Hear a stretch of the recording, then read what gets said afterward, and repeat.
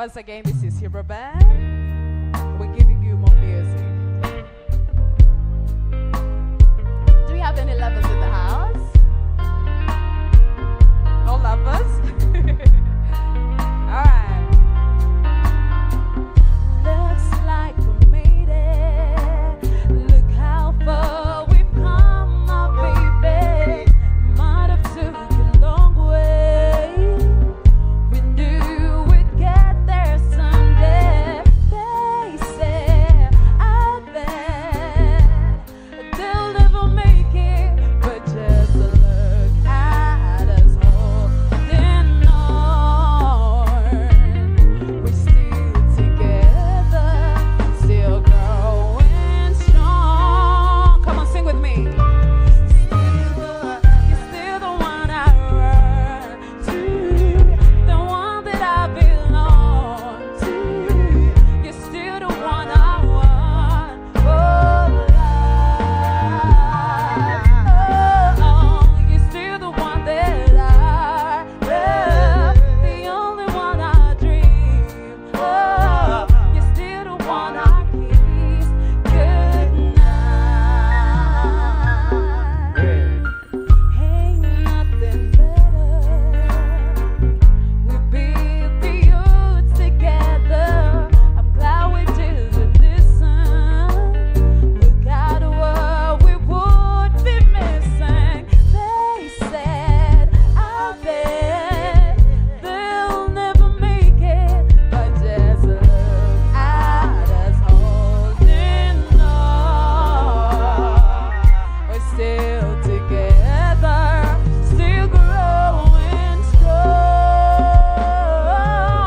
Yeah, you're still the one I run to, the one that I belong to.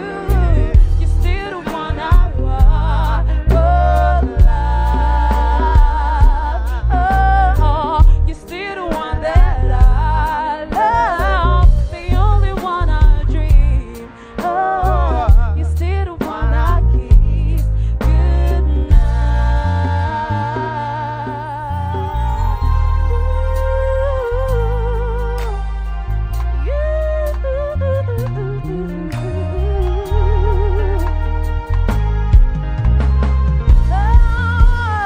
Oh, yeah, you're still the one I run to, the one that I belong to.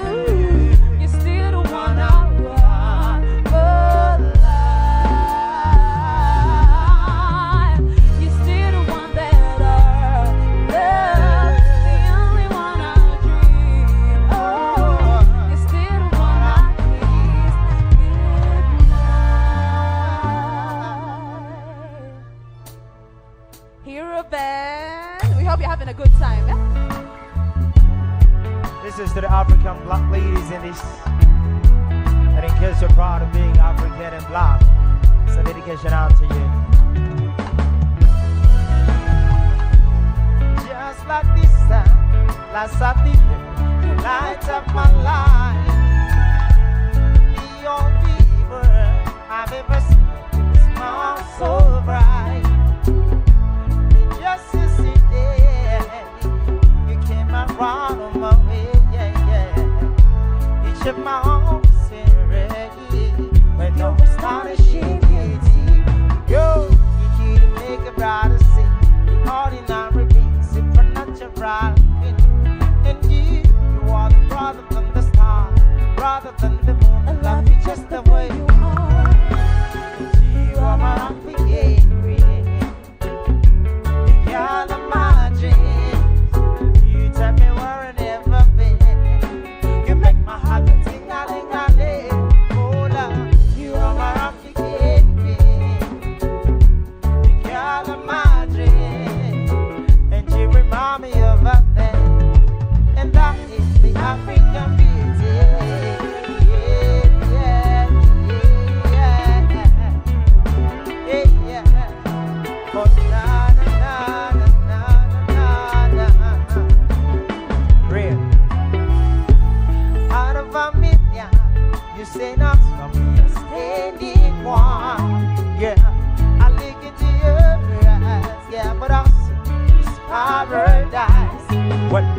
captivated my soul. That every day I want you more and more. I cannot deny this feeling that I'm feeling inside.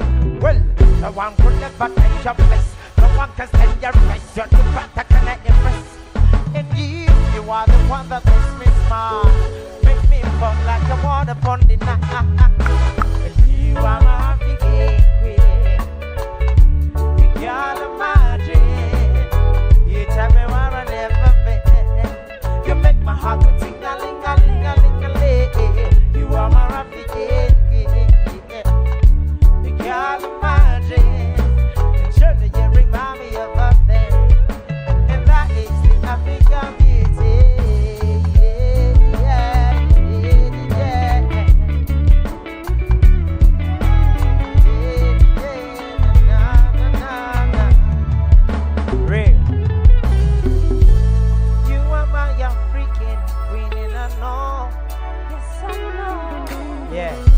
Cause you are my African queen and I know. Hey, say I know what I am feeling in my heart and in my soul. All another baby girl is love. And I know your love are truly very sent from up above. And surely you're the one that I've been found. Cause you are my African queen and I know that it means that you're the only one that I will sell. I give you my heart, my love, body and my money. Every other thing you think of. Make up my could think anything better than you. You could think of ever after you. Sacrifice my whole life, baby, for you. You are my African queen for me. Wow. Guess you're having a good time, ladies and gentlemen. This is Zero Band. We came at a party. We came here to dance. You know that you're my girl. Then my man, this not going to good. Don't fall for the game. Like he said, she said, then I got a whole lot of names and a whole lot of numbers, but I threw them away, cause I think I'm alive. Could be the Mary J, all this feather of murder, but I only think this could be making all the history for you. Hey, I gotta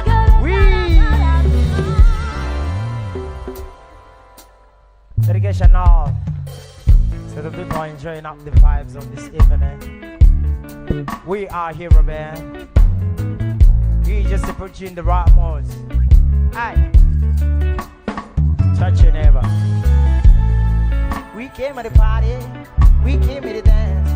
You know that you're my girl. Then mama the man. This not going to good. Don't fall for the game. Like he said, she said that. I got a whole lot of names and a whole lot of numbers, but I threw them away, cause I think I'm alive. Could be the Mary J, all the spirit of murder, but I only think this could be take a lot of history for you. Hey! I got options. You the top one. So baby, you better no problem. Tell him. Can I get some of your love? Ha! I got options. You the top one. So baby, you better no problem. Can I get some of your love? Be the wrong way, yeah. Be the wrong way, fame. Be the wrong way, money. Be the wrong song, names, but our chicos still the same. Some things that never change. It's a cheat. Show me your friends, I'll show you your future. Keep the chain. I see them come and go. I see them song the song. You're number one pear tree. Baby, let's pick a rock. I will always keep you up on a pedestal. Misery loves company, baby doll. I got a whole lot of names and a whole lot of numbers, but I threw them away, cause I think I'm alive. Could be the Mary J, all the spirit of murder, but I only think this could be bringing all the history for you. I got options. You the top one. So baby, you better no problem. Can I get some of your love? I got options. You the top one. So baby, you better no problem. Here I'm back.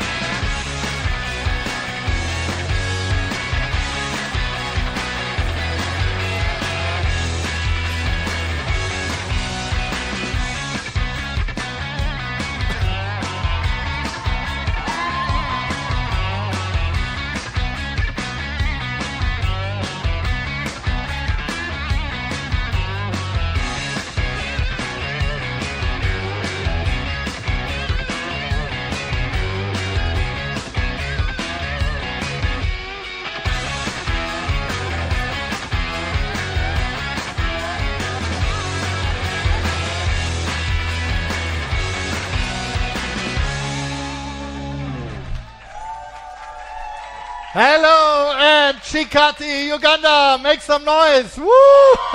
Yeah! That's the spirit. Oh, I'm quite loud. I'm sorry. I apologize. My name is Jochen Marquette. You can call me Joe. That's much easier. And this is the Reporter Slam Africa 2026. Very exciting. A big welcome to everyone here at the Media Challenge Initiative in Kampala. Humans and also I see some cats running around. They are also very welcome. And also to everyone around the world watching our live stream from Germany to Ghana, almost everywhere. This event is really special for several reasons.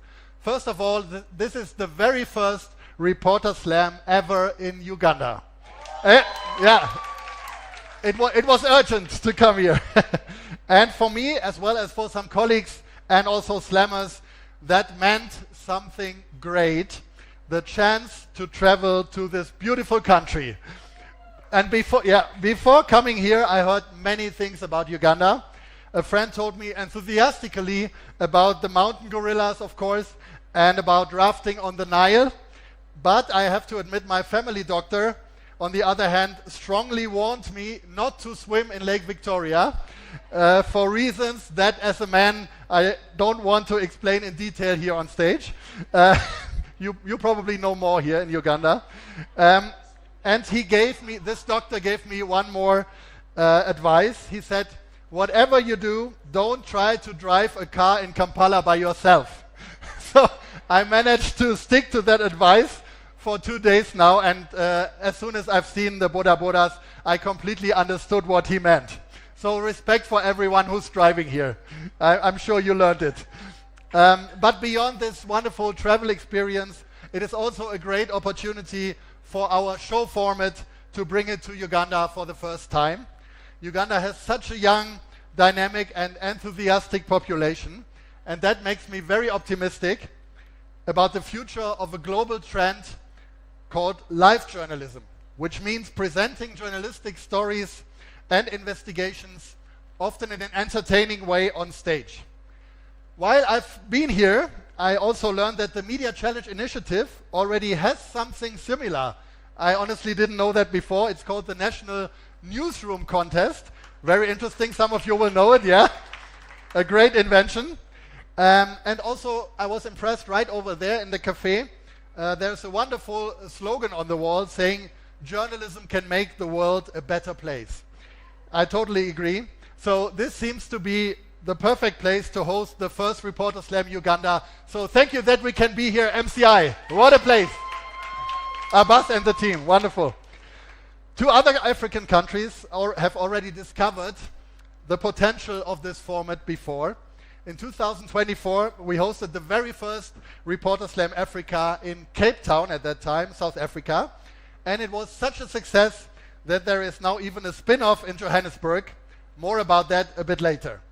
Then in 2025, we brought the show to Nigeria, Niger as they call it, for the first time. And now there are really already plans for a national slam exclusively for Nigerian journalists. So none of these developments would be possible without a German political foundation that made all of this happen, including tonight's event. I'm talking about the Konrad Adenauer Foundation, or briefly KAS as we like to call it. KAS runs a special media program for Sub-Saharan Africa based in Johannesburg, and its director Hendrik Sittich said in 2024, Africa and the Reporter Slam, that's a perfect match. And he was absolutely right. We are very grateful to Hendrik and his fantastic team for turning this idea into a real tradition. So please give them a big round of applause. Please stand up, Hendrik, that everyone can see you. We are all here thanks to him and his team. And there is another KAS team we would like to thank tonight very much, because without them, this event also simply couldn't take place here tonight. Anna Reisman and her colleagues from KAS Uganda and South Sudan did so much here on the ground. So please also give them a big round of applause. Anna, please stand up. Wonderful. I'm very thankful, really.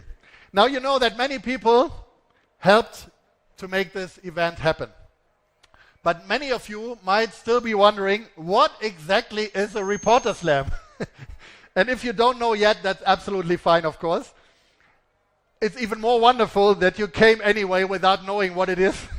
So here I finally tell you what you can expect. We started the Reporter Slams back in 2016 in Germany. So it's our 10th anniversary year. And celebrating a lot this year. And since 2021, we have brought the slam to different countries all around the world. Uganda is the 15th country already where we can slam. So the combination of journalism and entertainment seems to be attractive for humans everywhere. Isn't that a great sign in these difficult times, that we still have ways to unite humanity? I'm so happy about that. So tonight you will see 5 journalists from different African countries, 5 different African countries, in a competition. It's Nigeria, South Africa, Ghana, Kenya, and of course Uganda. Each of them will present a story from their own journalistic work, and some of these topics will be serious, some will be emotional, some will have all of the different elements in the presentation, but one rule always applies. This is also an entertainment show, so every talk should include a bit of humor and some great storytelling. I'm very sure they will take care of that. The slammers can use multimedia presentations, photos, audios, videos, whatever they like, but there is one strict rule, and that is about the time. Each speaker gets 10 minutes. Don't worry, I will not punch anyone off the stage, even though there are some boxing gloves lying around here. I've seen them. No, we solve things peacefully, which is not obvious in these times, as you know. So our peaceful judge is my colleague Kaylin. She's in charge of the timing. She has a stopwatch, and more importantly, she has a very loud horn. So be careful when she's standing close to you. Over there is Kaylin. Would you like to demonstrate the horn briefly? Can you? She's getting it. So be prepared. Maybe those in the corner, maybe you will need your fingers to plug them in your ear. So we make sure that you all can hear the horn. Kaylin? Yeah, sorry. We know it's loud, but we learned from the Soccer World Cup 2006 in South Africa, you like loudness. I was there as a spectator hearing all the vuvuzelas, so we thought we'd also take a loud horn. So after 10 minutes of each presentation, Kaylin will press the horn and give this warning signal. And then our speakers know it's time to move forward to the final punchline. And at the very end of the show, you will all have an important responsibility, not only Kaylin. This is valid for you here in the room as well as for all our spectators at home watching the live stream. You will decide who becomes the next African reporter slampion, as we call it. Later I will explain exactly how the voting works. But one thing is clear. It is in your hands who gets to take a beautiful trophy home tonight. I don't know if the presentation is working and if we have the... This is the beautiful trophy. You will see it live later that we brought here from Berlin. So this is what you will decide about later. But before we start with the presentations, we are happy to present you some inspiring music. Because the combination of storytelling and art is the key recipe for good live journalism. Our first music performance tonight comes from a Ugandan singer. She's bringing her poetry and her beautiful voice to the MCI here.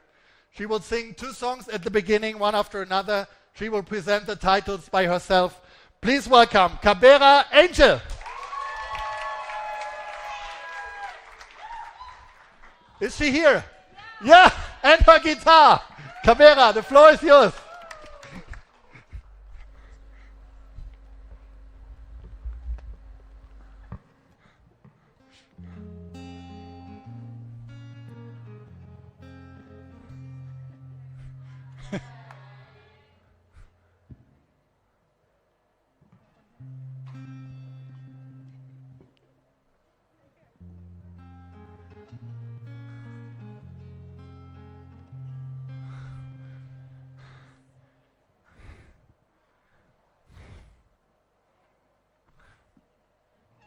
Good evening, ladies and gentlemen. My name is Angel Cabera, and Ah. I'm a poet and a young journalist. We have a couple of visitors today, so we're going to welcome everyone who's new to the 2-5. Who's new to the 2? 5. My Ugandans. We need to let them know where they are. Where are we? We are in the 2. 5, 6. In the 2. 5, 6. All right. And the song I'm going to sing is, I think, one of the most romantic languages we have in Uganda. It's called Lusoga. Any Basoga in the house? Feel free to sing along.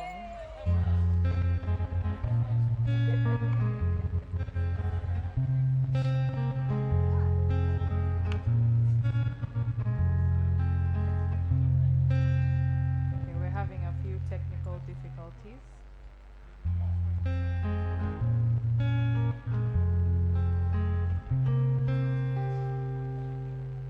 Sincerely speaking,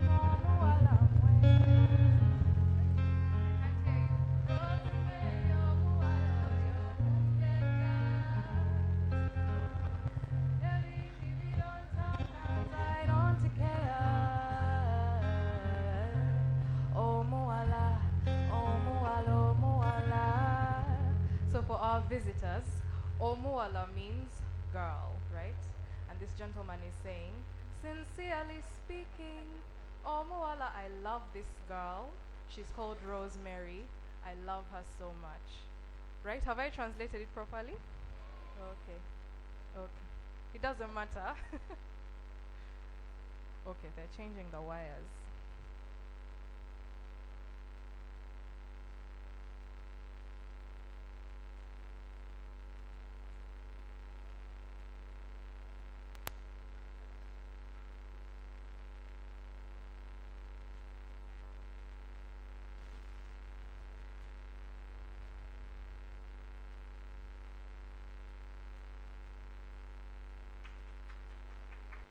Give it up for Paul.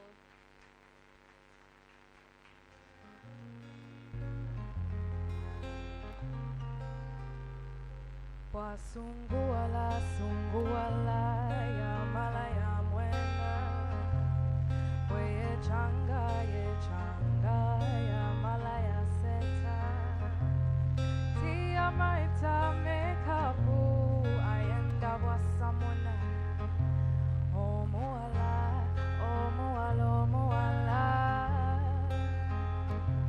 watandika business, profit multiplies.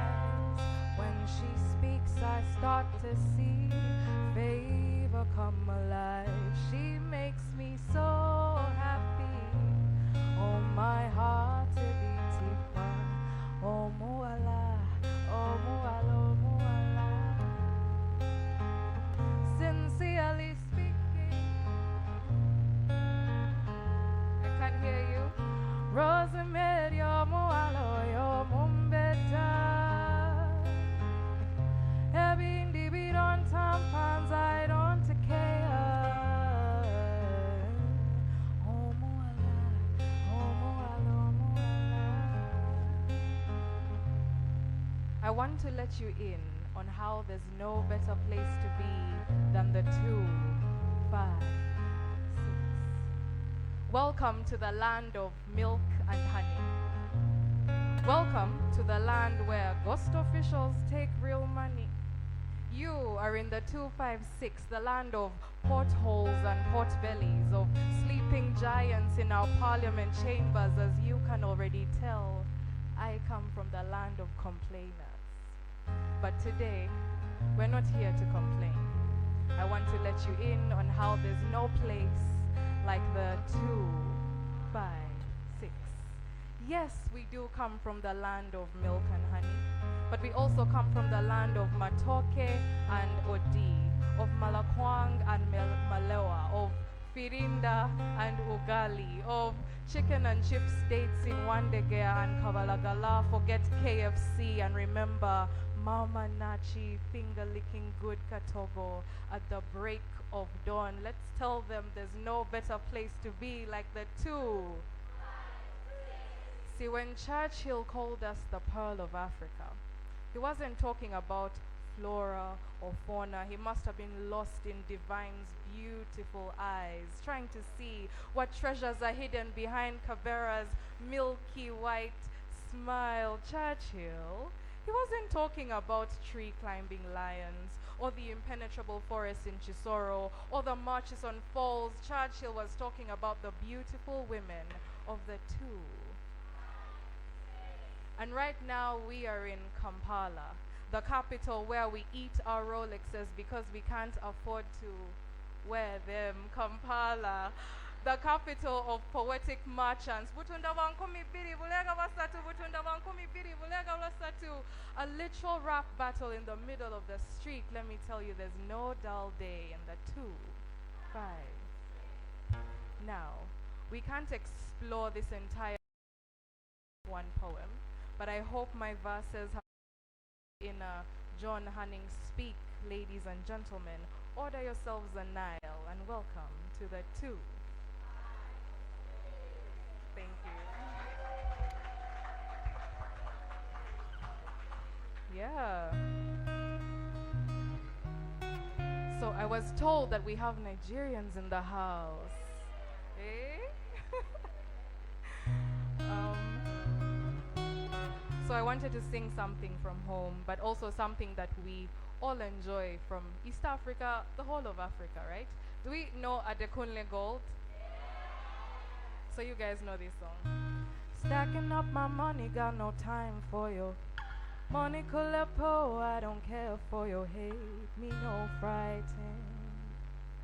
Me no frightened. You're throwing tantrums from Bangalore, brother. I'm in my penthouse, you can't even reach me. Me no frightened. Me no frightened. It is not your fight, stand down. I'm not the one, calm down. You know I'm not your. You can't be me, why bother? Don't have your time now.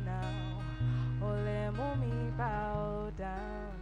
People from Nigeria, tell us. Opoya kolari mole. Okay. It's okay, let them say. Trouble no they pay me. Kenjaye on a daily.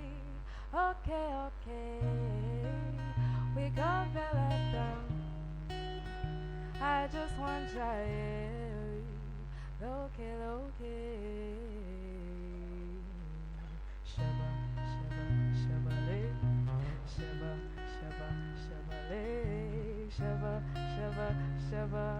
You can really see the Gen Z in the room and the millennials in the room. And the Gen X, okay? So one last time. And I think this song speaks to the spirit of excellence here, right? That the only competition is yourself, right? It's your lane, no need to look left or right. So let's go. Okay. We got to let them say. Trouble no they pay. Kinjaye on a daily. Okay. We got to. I just want Jaye. Okay. Thank you very much.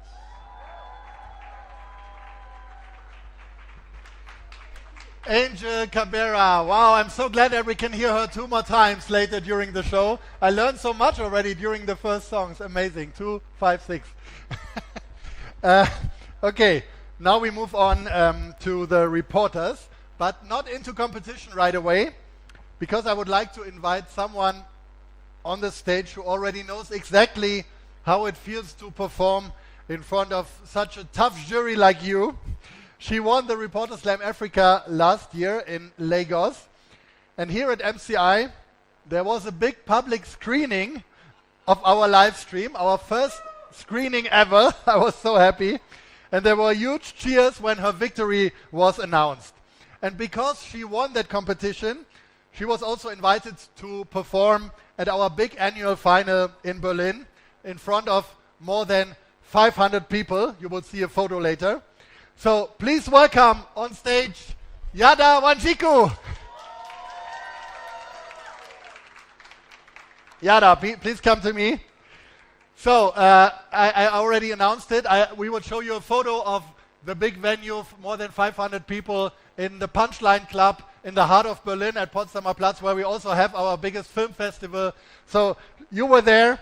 And today I want to ask you first, how does it feel that the Reporter Slam has now come to Kampala thanks to your victory? Is the microphone on? We are solving all the technical problems tonight, no problem. Just to turn it on and then we try again. Okay, try? Okay. Yeah, how does it feel, Yada? Wonderful. Hi, everyone. It is good to be back home.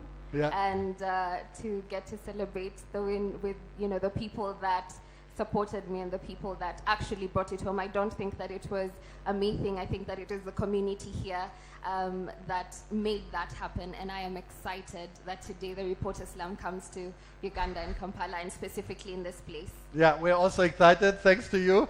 So do you have any advice for tonight's 5 slammers from your experience? Yeah, I would say do not look at this as a competition. Look at it as a platform to showcase your work, to share your work, and to inspire the people that will get to watch you, and to make friends out of the people that you are slamming against with. And have fun. Remember to have fun, because at the end of the day, you will take the memories, you will take the friendships that you get in this place. And please make sure to try Ugandan food before you leave. Yeah, we will take care of that in the intermission. Yada, what is your strongest memory from the annual finals in Berlin? She was there in January. We have to admit that German winter time. So was it perhaps the first snow you ever saw in your life? Or what's your strongest memory? Okay, there's so many things when I was in Berlin, for sure. It was my second time there. I went there when I was 4 years old. So I felt absolutely at home, and I felt good that I was back in a place that I had always wanted to get back to. But of course, it was getting a platform to present in front of, well, there were so many people. It was scary. I was devastated because people at home couldn't access the internet, and I knew that that would be a challenge to some degree because of the elections. But it was fun, it was exciting. I met wonderful people. It was very cold, I was freezing, and it was my first snow as well, so that was awesome. But yeah, basically for me, the most exciting bit was, I think I was the only African in that space on stage. I met friends from school, but it was really amazing, and I loved every bit of it. We loved your performance, Yada, and during the show in Berlin, she gave an inspiring talk that she had prepared especially for that occasion. And afterwards we said, these smart thoughts deserve to be heard on other continents as well. So what you are about to see and hear now is not part of the competition tonight. Instead, it is something like a short introduction into the wonderful but also challenging profession of journalism. So the floor is yours, Yada Wanjiku. Thank you. This feels like deja vu all over again, but energy flows where attention goes. And this is a statement that we hear a lot of the times, especially if you are, trying to channel your energy into anything, whether it is music like Angel, whether it is your academics, whether it is your job. Energy will always flow where your attention is, whether it is, your hopes, your dreams, whatever that looks like, it will always be like that. One thing I am particularly excited about is the fact that I am back at home here. I work at KFM, in case you did not know, and that was only made possible because of the training that I got in this space, the Media Challenge Initiative.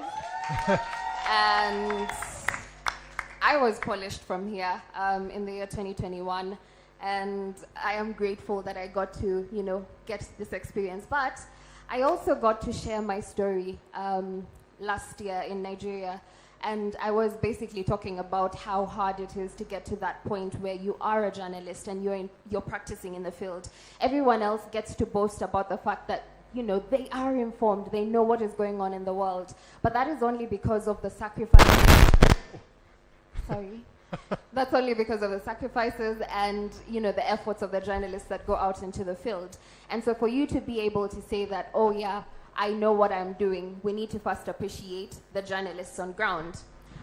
And to the journalists, sometimes you will go out into the field and people will discourage you. People will tell you, yeah, whatever you're doing, you're just there for the money and whatnot. You have excitement because you're youth, you are young, you are all these things, and they do not value you. And eventually, the excitement that you come into the field with slowly starts to die out. And so this is a reminder that your work matters.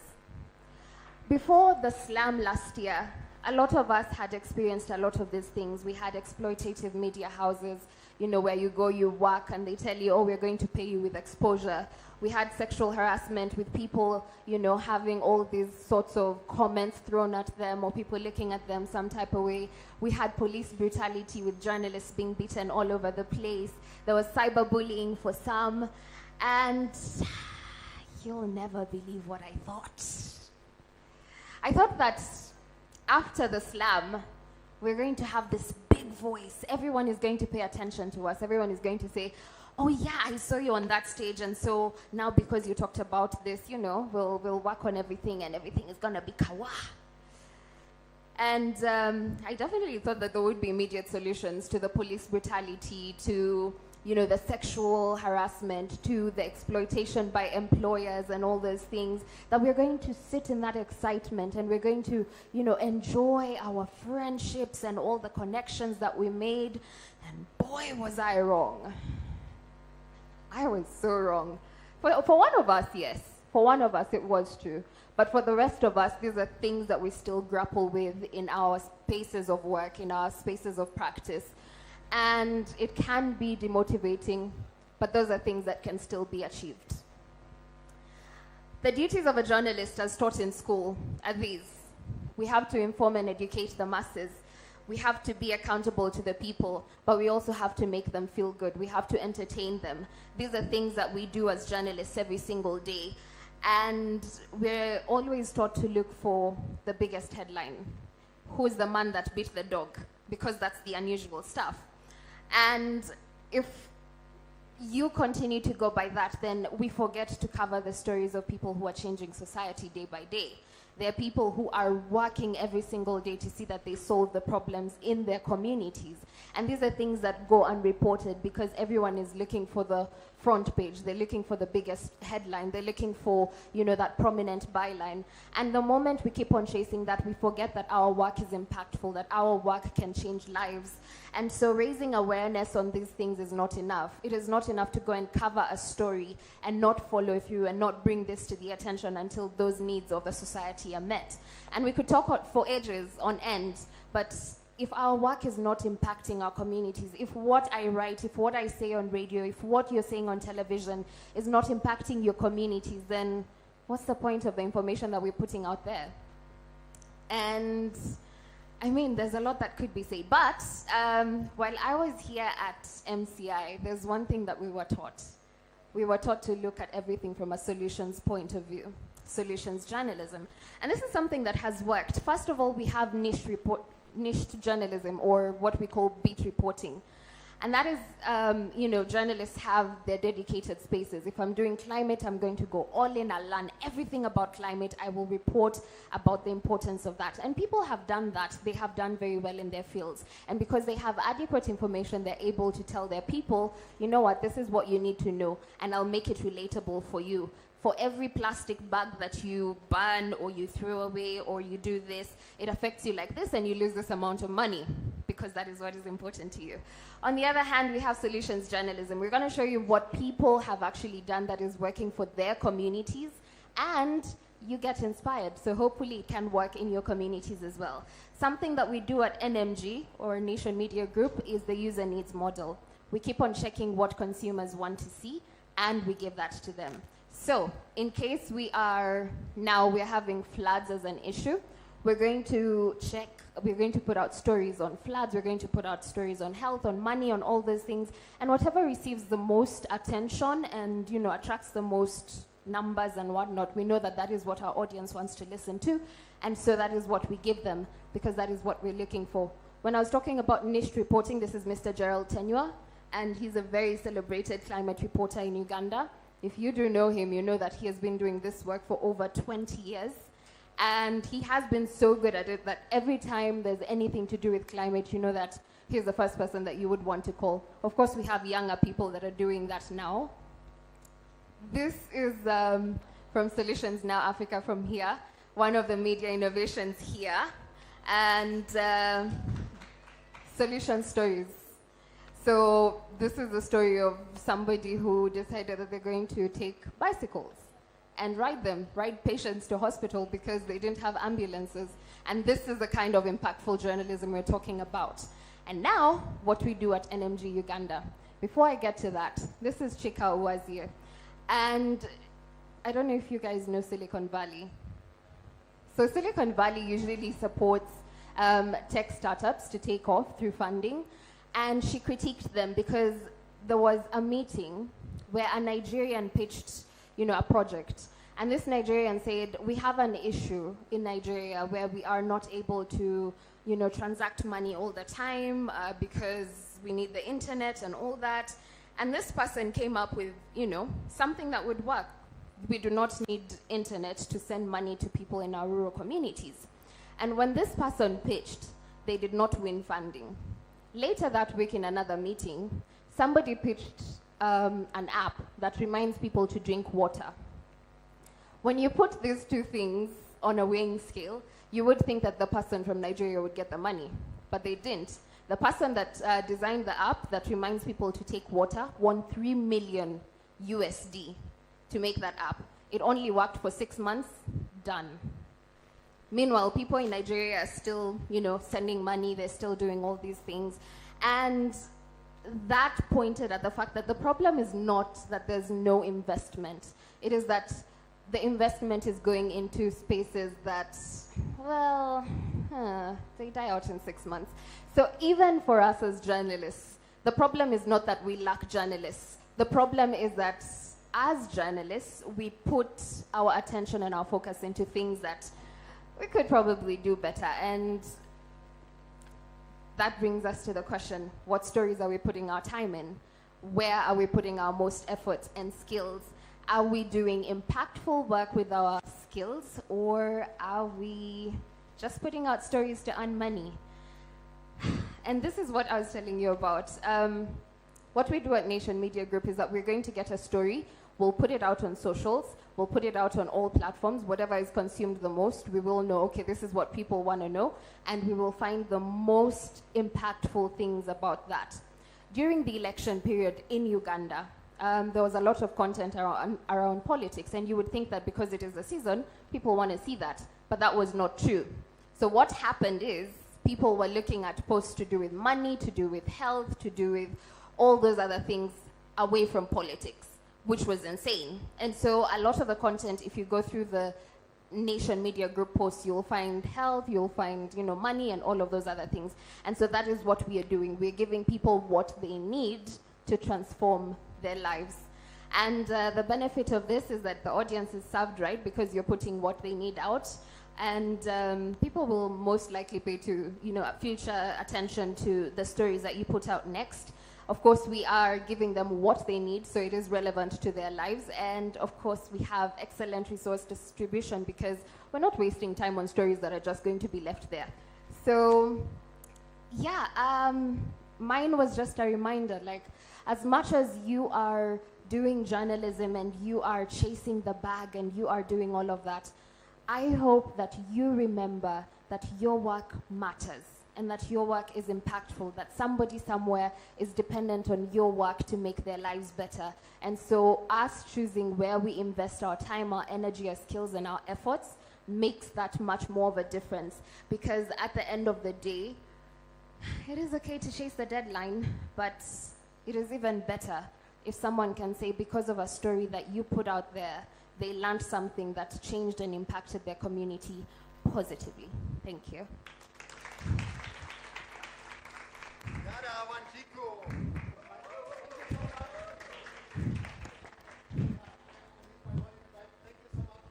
reminding us of the purpose of journalism. And she can enjoy the show now, much more relaxed than last year. And you will see her later again for the award ceremony. And no worries, all the reporters who are not winning tonight won't leave the stage with empty hands. This is what I already promised. So I've talked so much now, but are there any questions left about the competition or anything? Did I miss explaining an important part?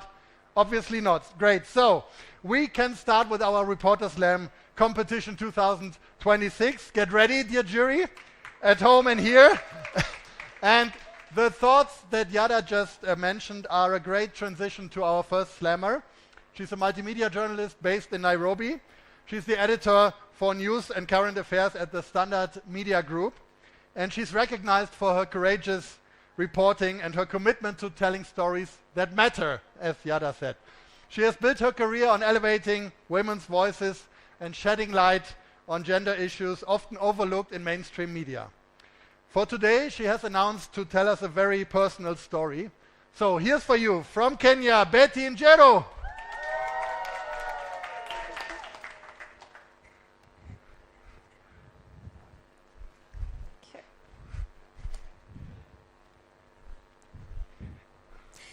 Jabaleko Kampala. I said Jabaleko Kampala. How you guys doing tonight? You're good? Beautiful, beautiful, beautiful country, by the way. I was just sharing with my friends yesterday and telling them I am so jealous of your city. It is so green and so lush. Nairobi could never. Okay, beautiful.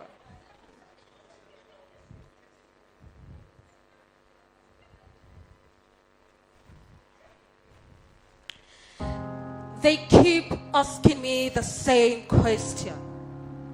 Why not leave? As if living is the only reasonable response to a system that bruises you. As if survival is more respectable than resistance. But here's the truth. I didn't stay because it was easy. I stayed because stories matter, and I believe stubbornly that they can save us.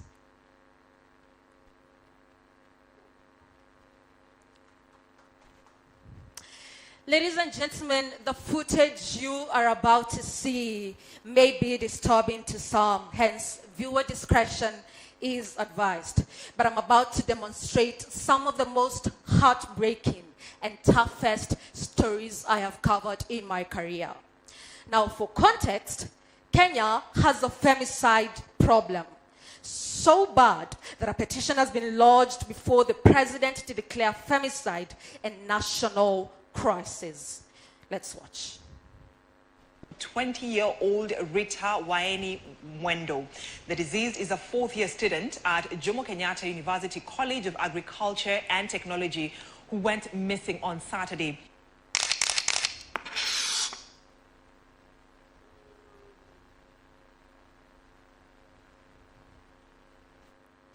Rita Waeni was 20 years old, a university student found murdered in cold blood. When police discovered her body, the head was missing. Her killers had dismembered her body. Hands and feet were not attached. They were stashed in trash bags in a sack and discovered outside an apartment in Nairobi in January of 2024. Now, when Rita's story broke, it moved fast, too fast. Speculation, graphic details, blame disguised as curiosity, the violence multiplied by headlines. And I remember thinking as an editor, if we get this wrong, we're not just reporting femicide, we are amplifying it. Scarlett Wahoo was 26 years at the time of her death. Scarlett had met a man for a date at an Airbnb in Nairobi. What Scarlett did not know was that that would be the last time she'd be seen alive. Scarlett was stabbed several times and bled to death. Ivy Wangeshi was a fourth-year medical student at the Moi University in Eldoret, Kenya. Now, do you know what Ivy's crime was? Ivy rejected a man's advances. Mind you, this was not a stranger. This was a man Ivy had known since childhood. And what's so chilling about Ivy's killing was that this man traveled thousands of kilometers across the country with an axe. You know an axe? And hacked Ivy to death. Sylvia Kemto is very fresh, just March 2025, strangled by her boyfriend. Now, femicide, by definition, is the killing of a woman or a girl by a man on account of her gender. I have always been a storyteller. I fell in love with journalism because of storytelling, the quiet power of facts arranged with care, the way a sentence can expose injustice, the way a headline can force a country to look at itself in the mirror. What you see on your screen are some of our headlines at the Standard newspaper. Now, our tagline at the Standard is the bold. Clearly, it doesn't get any bolder than that, yeah? I stayed up nights chasing that feeling. The moment when a story lands on my desk and something shifts, the moment when chaos rearranges itself into truth, and I realize I'm about to tell an important story. This is what drives me. Not the byline, not the adrenaline, but the responsibility. Now, the image on your screen is a photo of me in December of 2020. On this day, I wore two hats. One, that of a Kenyan woman so frustrated and angry because she's unsafe in her own country. And two, that of a journalist with a responsibility to tell their stories. What you do not see on that photo, however, is I was running for my life. Because Kenyan women had assembled to stage anti-femicide protest in the CBD, Nairobi CBD. And police would see us standing at various locations within the capital and they'd throw tear gas at us. I joined the media industry when I was quite young. I was maybe 19 or 20. But for me, I've been fortunate enough because this career chose me. I never wanted to be anything else. I never wanted to be anywhere else or anyone else for that matter. Then 3 years ago, I was appointed to lead the breaking news desk of our newsroom. By the way, I'm the youngest editor. Clock it. At my newsroom. But do you know what that means? It means no room for error. Several platforms, because we're a huge business, we publish on print, on digital, on radio, on TV. Every second matters. Every word matters. And suddenly, so did I. By the way, those are live scenes for me in the office at times. Don't tell them I say that. This is our little secret here. But being a woman in the Kenyan media space means it's a job description that never ends. You're not just a journalist. You are a body under constant review. You're sexualized every day in comments whispered when you pass, in jokes that land too close to your skin, in messages sent late at night that have nothing to do with work. Sometimes it's peers, sometimes it's bosses, men who decide that your ambition is an invitation, men who decide or who confuse authority with entitlement. And when you speak up, the room goes quiet. You're told, oh, do not misunderstand. It's just a joke. Don't ruin the team spirit. All phrases that I've been told to me. Now, Kenyan newsrooms are very competitive, very fast, very unforgiving, very cutthroat. And many women leave not because they're not good enough, but because they're tired of bleeding quietly. They go into PR, they go into communications, some even go to do farming. I understand them. I do, as you can see. But I stayed. I stayed for Rita Waeni. I stayed because Rita Waeni, Scarlett Wahu, Ivy Wangeshi, Sylvia Kemto, and many other women like them deserve better, because women deserve to be covered with dignity even in their death, because journalism should never take the place of violence. In 2025 alone, 102 Kenyan women have been killed to femicide.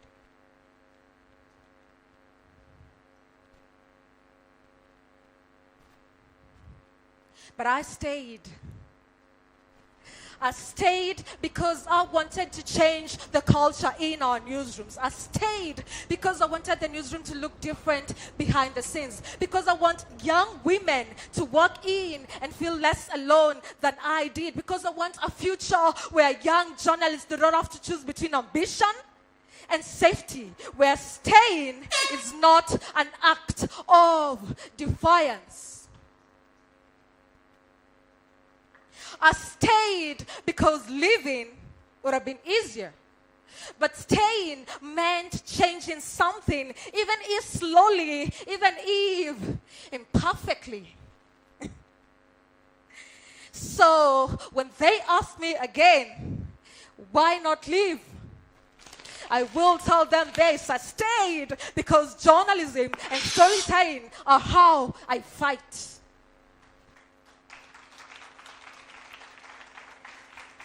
But most importantly, I stayed for her. Now, Kampala, you guys are very special to me tonight because you get to see unreleased images, never seen before images of 5-year-old me and 9-year-old me with dreams larger than the world I live in. Hey.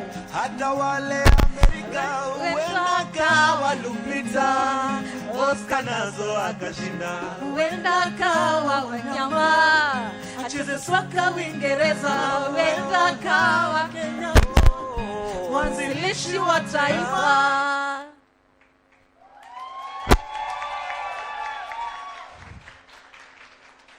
Ladies and gentlemen, my name is Betty Njeru.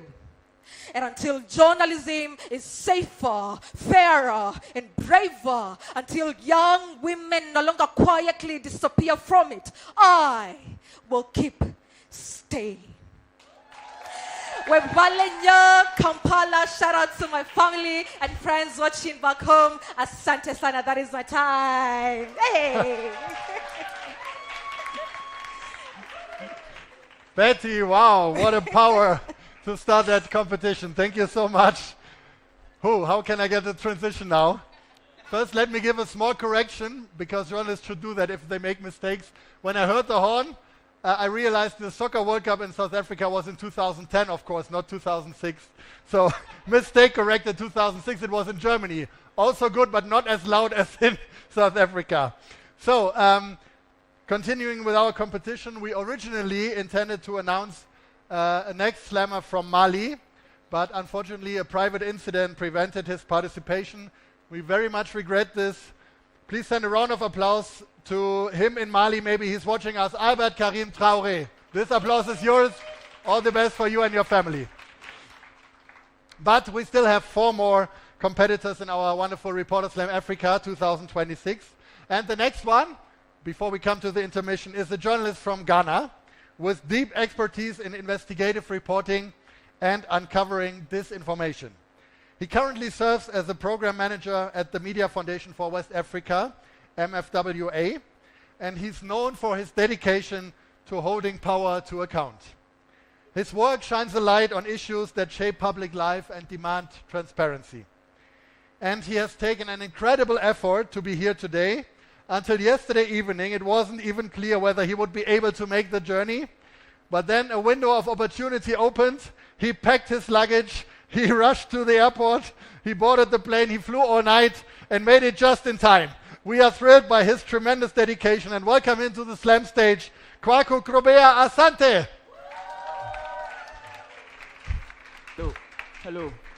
Hello. Mulimutia, Uganda. Did I render it well? Mulimutia, Uganda. Thank you very much. I am here to sell a herbal medicinal product called Makofa. Say Makofa. Now, where I come from, people who sell herbal medicine will often have their product inside their container and in their bag, around their shoulder like this, and will move around. Now I'm going to do the same thing, and I'll have you call Makofa. Makofa. Are you good? Makofa. Now let's go. Makofa. Okay.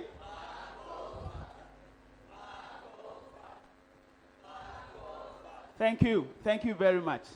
Very soon you get to understand what Makofa is and what it cures. Anyway, my name is Koku Croa. I come from Ghana. I work with an organization called Media Foundation for West Africa, and I lead this independent journalism project. Our organization, our outlet is called the Fourth Estate, and we do hardcore investigative journalism. Now my story. I was raised by my grandmom. I'm very fortunate to do that. In our home, we did not have a first aid box. What we had was herbs and roots. You come back from school, you have headache, grandma will boil some leaves and let you drink. You have a cut, grandma will go to the backyard, plug a few leaves, press it on the cut, and the bleeding stops. Few days, the wound is gone. Herbal medicine can be extremely effective.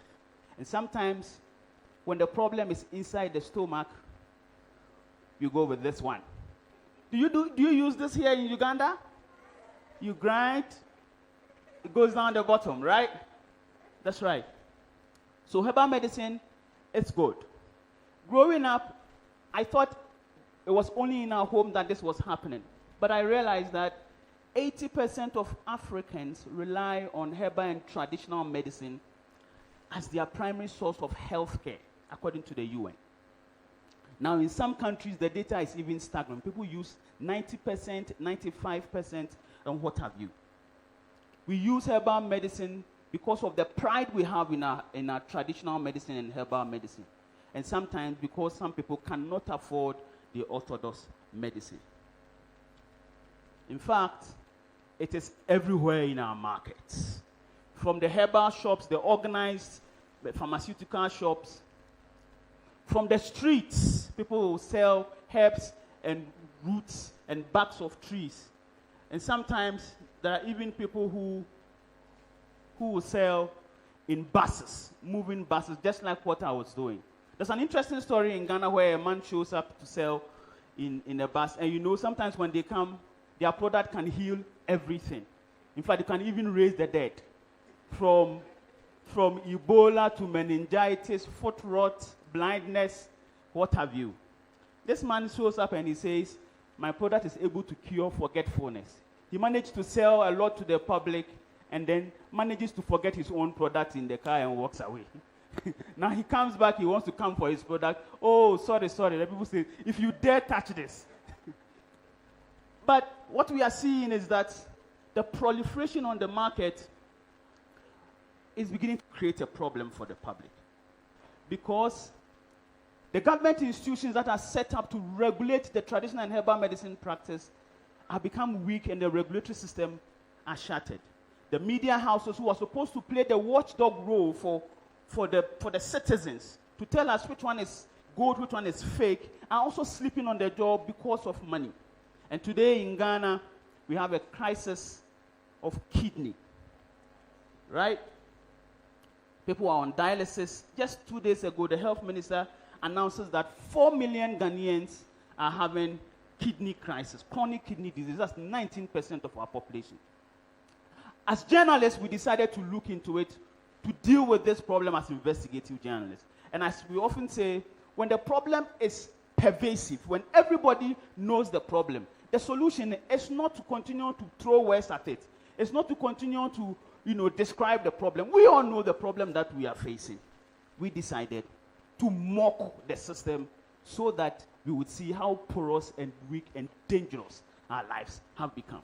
So what did we do? Myself and my colleague journalists decided to create a fake company and go to the Traditional Medicine Practice Council of Ghana, which is the body mandated to regulate herbal medicine, to say we have created this company for our great-grandfather who is a herbal medicinal man, and we want to produce goods. The company's name, drawn from my middle name, which is Krobia, and from my colleague's name, which is Adwa, we call the company Krojwa Herbal Enterprise. This is a fake company. Now we go to Traditional Medicine Practice Council, a statutory body by state to look into herbal medicine. They do not do any check. They don't follow us to inspect anything. They give us a certificate. There it is. Then the fake name we presented as our grandfather, who is the medicine man, they give him traditional doctor title that he can continue to do that. Now from there, we decided to create Makofa. This is what Makofa means. It makes 3 popular soft drinks in Ghana. Malt,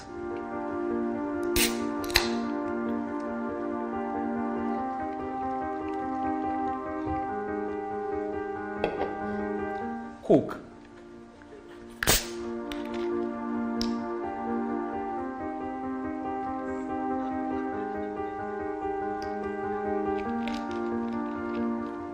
and Fanta.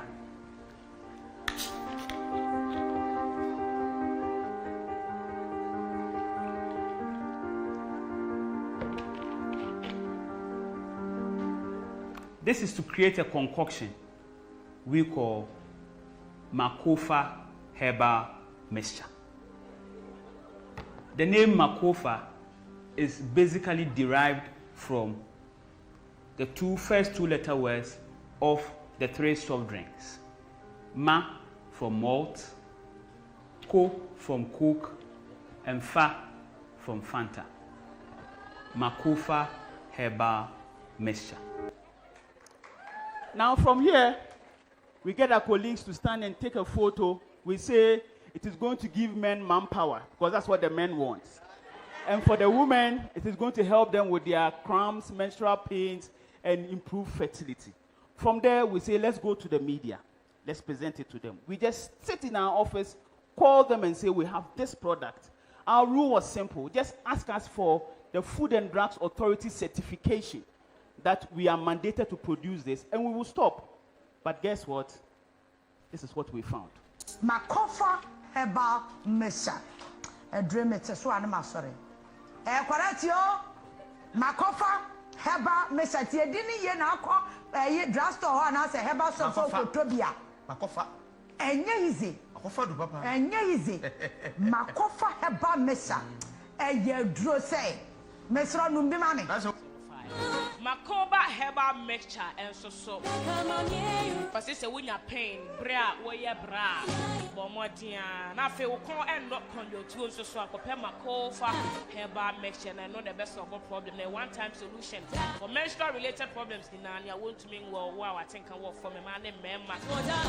Bomodia man, Sanka Makofa herbal mixture. I will pharmacy shop at a pen. Now, Makofa, dear me, Pacha, one be Eddie Waters, Trudeau, say. And probably be drawn at a shake near no be now Ryan John this year, Bunutia, and you wash baby proper. Typhoid on Tabunu, and ma, what they put there to see no Renabegia, so Makofa is some pair. Did you realize that we said for manpower and for menstrual cramps and pain, they decided to add more to it for us? Jaundice, fever, typhoid, candidiasis, that was not us. We didn't do that. But anyway, we move on from there.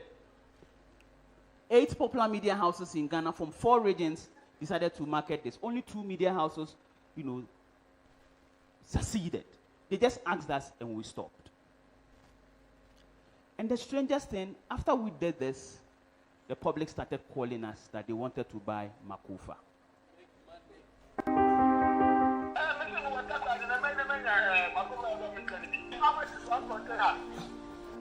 I don't know what over 10 CDs.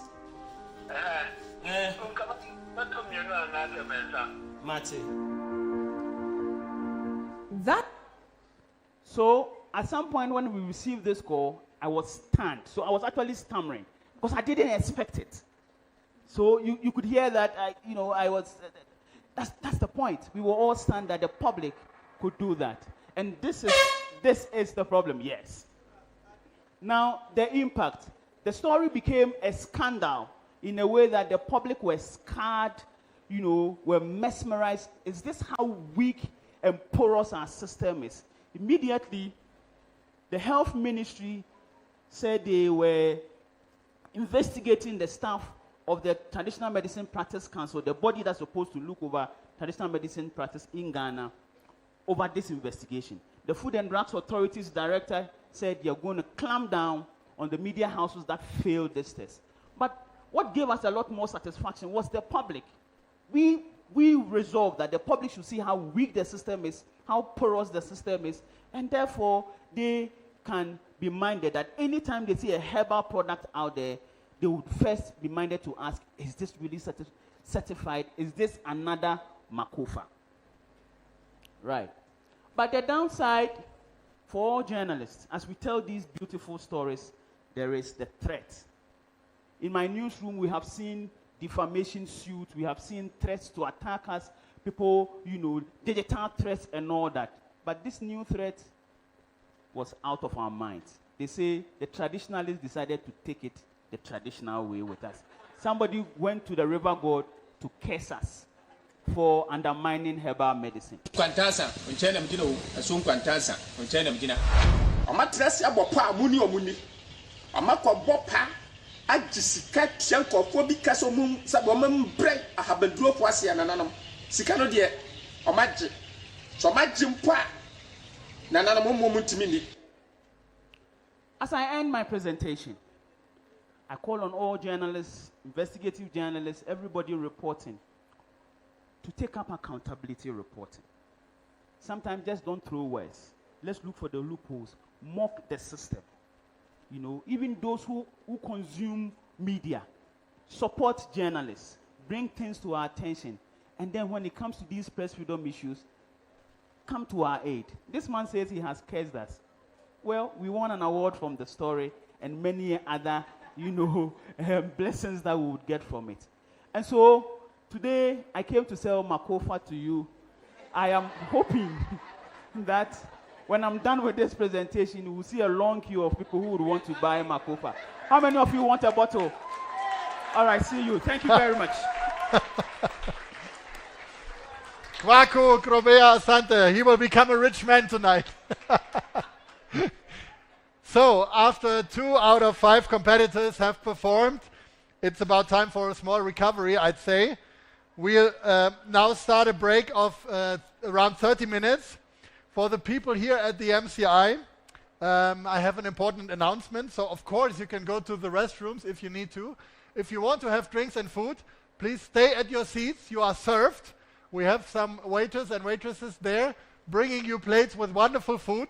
So please be seated in order to pay your full attention to a wonderful band that will play during the intermission, which is called the Hero Band, that you already heard right before the show started. Yeah, this is their applause. And they will play wonderful music during the intermission while you are eating and drinking. At home, you have to serve yourself watching the live stream. And don't forget to cool down the champagne, because in the second half, you all choose the new Reporter Champion of Africa. So see you at 8:30 Ugandan time, 6:30 Central European time, and enjoy the intermission. See you later. Yeah. Thank you so very much. We are Hero Band. Once again, as told, most people don't mistake us to be Heroes Band, but shout out to you, bro. Hero Band is the click, and we're just getting started one more time. Please just enjoy the vibrations, yeah? Real.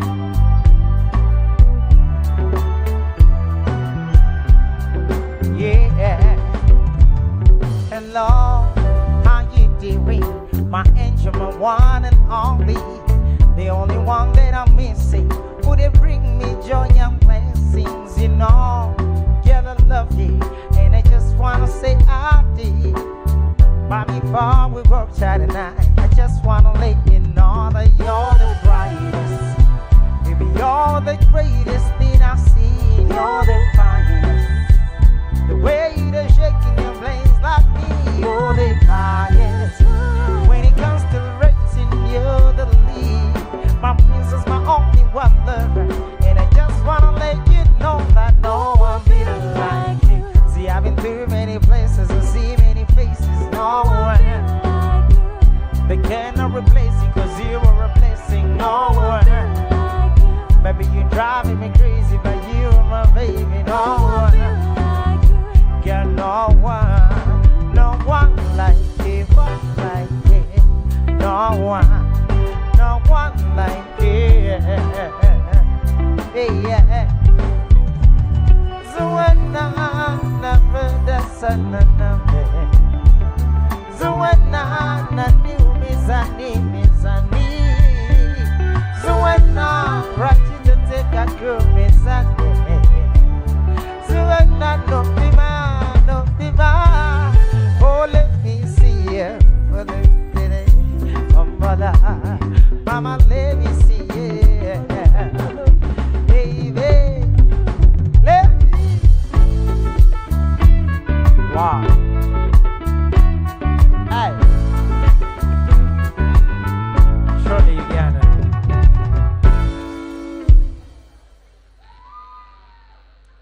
Saza kamini zeni nyoma.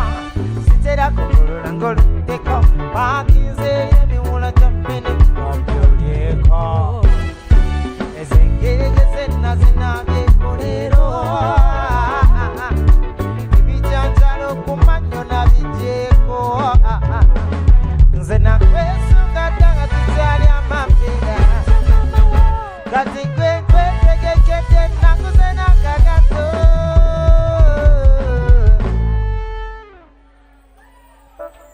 Give me be my lover.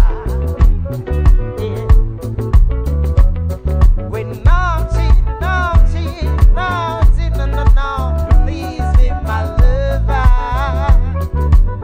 Yeah.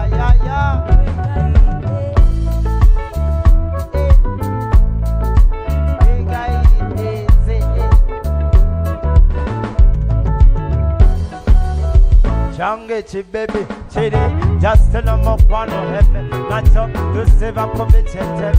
Not to go take a nigga go hey. Changamana, this is a whole Gana. Talata join the Joguru. Panti Masala Koraya Navagana. Navaka Bojano Patula. Pull it out, I want to put it up. Come on, back on the bed, take that concert. Cause I've got love from a guana gorilla. I'm a team, a champion winner. Nalabada, Echange, Nalabada, Urichibo, Echange, Wanakuna Kulaba, Nalabada, Echange, Zinalabada, Urichibo.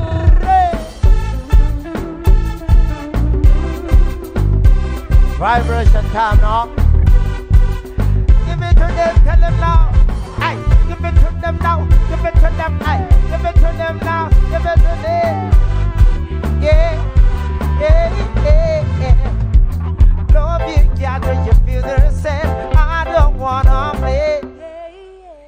Why? No game. You're the only one that can hold my game. Baby, just stay. No game. It's been 2 years and 6 months now. That must be there.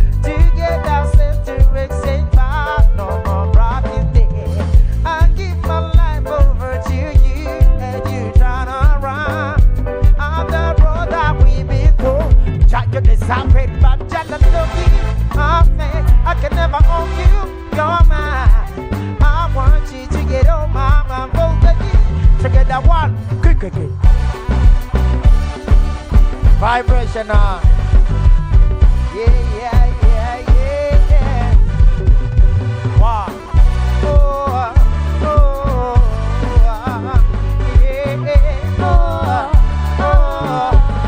Yeah. If you get your licks up, get tonight. Seeing you dancing the flashing light. Dance flow jump full of fever. And you and I in the middle. Why did he just play our favorite song? What was that? I'm feeling your heart, he's feeling me closer. One by one. With every touch, I'm feeling you stronger. Tell him, believe you and me, we falling in love. From the best in the easy, the probable. Quick again. Wow. Come on.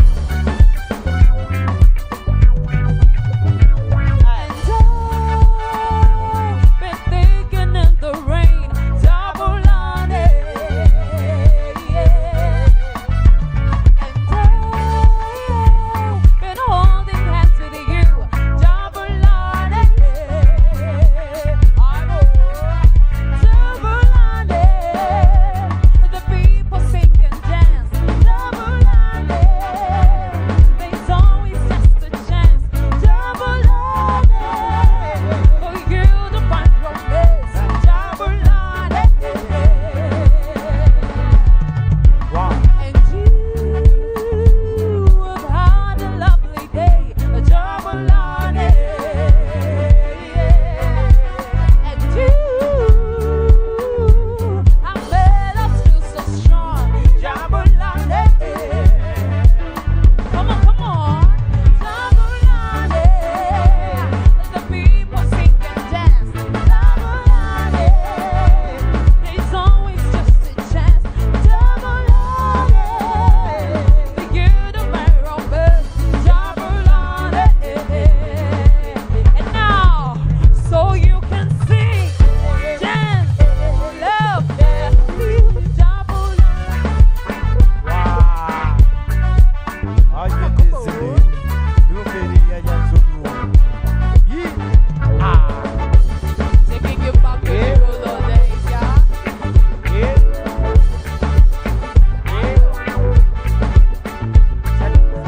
Kwazulu and Natali, Kwazulu and Natali, Kwazulu and Natali, Kwazulu and Natali, Kwazulu and Natali, Kwazulu and Natali, Kwazulu. Come on. I go.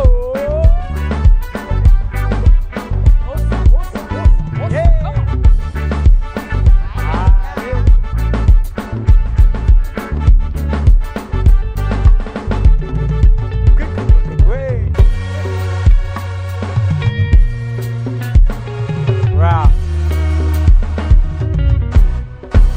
Mr. What you're not saying, what they could know my name, I wanna know what your work was, but we're by your way.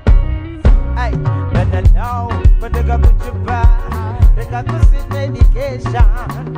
But you may you shit them down, but you're not going to have a fight. But that's all my one no more. My Koku sing a manti. So much say me come in, I know your man never stay. Hakuna dawa, baby you're the only one that. Hakuna dawa, utali omoyo kunoma. Hakuna dawa, baby you're the only one that. Hakuna dawa, utali omoyo kunoma. Hey, kati water, she call it water. Abula takala mo piso water. Come tamo kamera mo madoka. Come on, come take that. Before you sing it, before you sing it, wow! Pick it,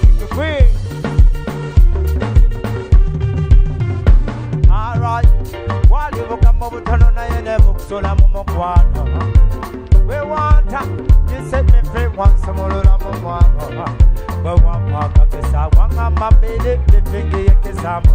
Kate, they could be feeding in yongera. Hey, oh patana, my patana. You know the Sangula. Cause we are meant to be like Adam and Eve. Just like red roses and Valentine. Oh, Kalakata, Kalakata, Kalakata, Basi Capitano. Over your Zapoka, over your Bapoka. Nakalako Mobasi, Omoquano, Deda. Never Vita, never Manamota, never Manamedvado. Ulo de Lacadilibado, Lacadilibado, Lacadilibado. Ola, Wagalamoquano, Wagalamoquano, Wagalamoquano. Ulo de Lacadilibado, Lacadilibado, Lacadilibado. Give it. Come in, walk off 5G plus, come on, Kotoko, the city now, they pass on one day, Gabo kissing for now. More special offer, never rewarded. More cash, you're the more cocadi. Sebatana, you never go back. Will you not cook what you are card?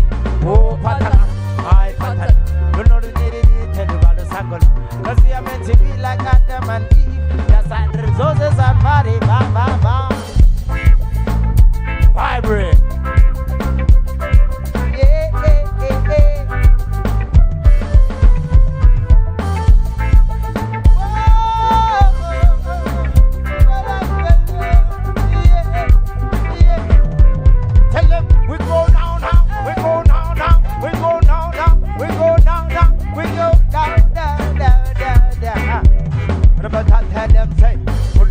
Could never type on the truth. Never mess up because you stand for your own. You ever mess up with the regular bar because you never fuck up with the bar for your eye. Tap on them around the middle. Tap on them. You this bad man, you could have fought for you in the middle. Tap on them around the middle. Back to the limit. You this bad man, you could have fought for your eye. Yeah, right. Come on, man. Thank you, ladies and gentlemen. We are Hero Band. We'll link up in the light. Thank you.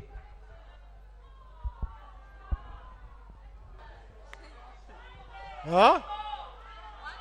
You have more time. One more. Or two more. You want more? Yeah.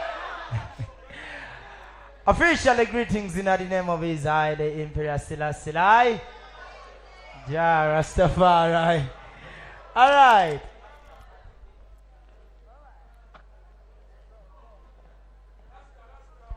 Woyo.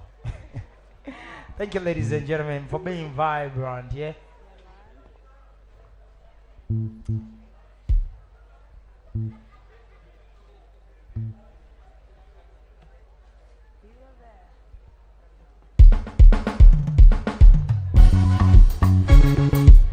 Ray, let's how you dance, Aliko, yeah?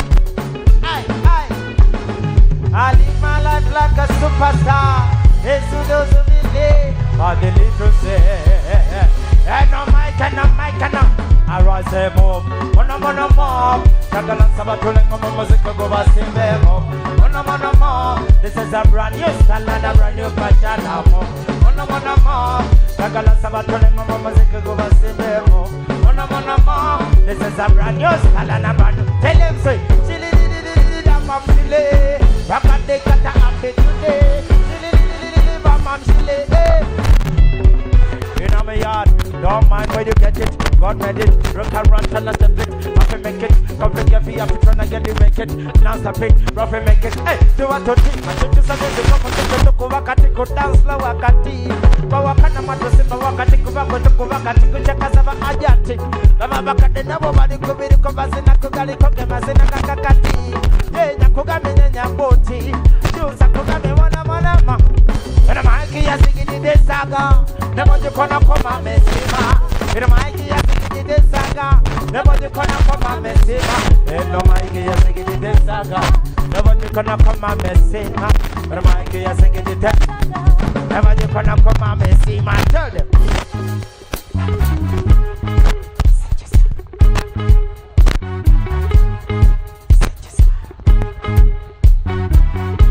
What? In case you're not a vibe, you sing along. Tell them. Tonight I wanna dance. Put it Pulira njagala kola ki? 'Cause I don't really care. 'Cause I don't give a damn. Tonight I wanna dance. Pulira njagala kola ki? 'Cause I don't really care. 'Cause I don't give a whoop. When I walk into the car, the gun is looking good. But tonight I'm in the mood. Yeah, you think I'm sleepy? That's how they go low. Come on, come on, I am getting crazy. 'Cause life is too short. You come in the past. I don't give a what?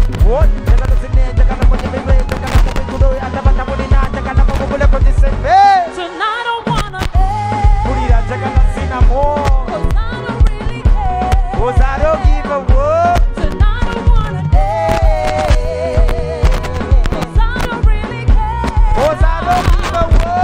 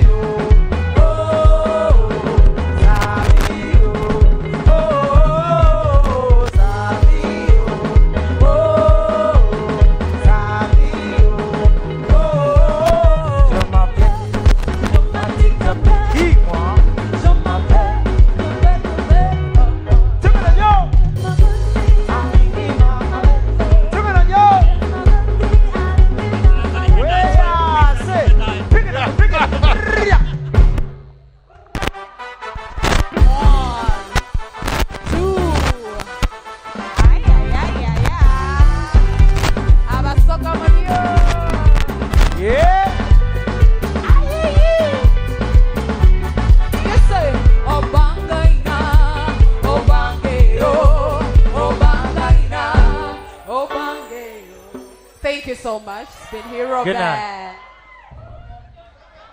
Woo, woo, woo. One more time, one more time.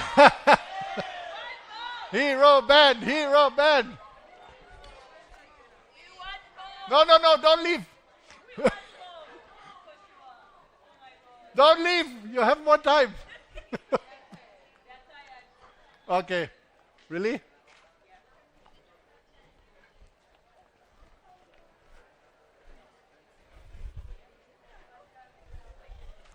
Wie viele Minuten sind noch? Bleiben wir bei 8:30? Ich dachte, die halbe Stunde hat Rebecca gesagt. Viertel. Nee. Naja. Nein, dann machen wir noch. Okay, we still have 10 to 15 minutes intermission. So now you're welcome to move around. You can get some fresh air outside. You can also keep your seats, of course, continue eating, drinking, but you can move a bit, get some energy for the second half of the slam that will start in 10 to 15 minutes, okay? You will hear the sound from the opener video and then we continue with the second half. Enjoy the rest of the intermission.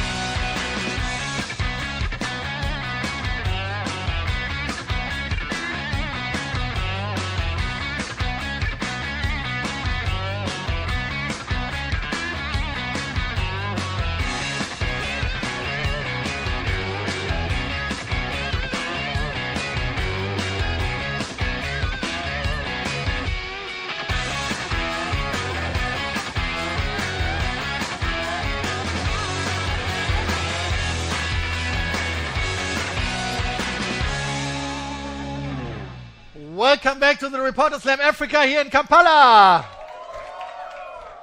I hope you have enjoyed the intermission with the wonderful food and the great music from our hero band. So big applause for the MCI and for the hero band for what they served us during the break. And I'm glad that you all stayed with us and you took the right decision, I'm very sure, because there are still 3 more great slam performances waiting for you. And of course also more songs by the artist that shares a very smart wisdom in her Instagram bio. I quote, "Art will survive, we won't." But we are glad that we are still alive to hear her voice now. A big applause for Angel Cabera.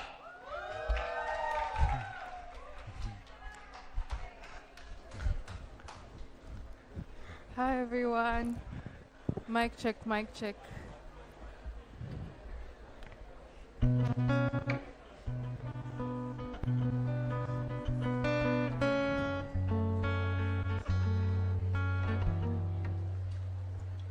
Thank you, Scott. Mic check. Oh, microphone.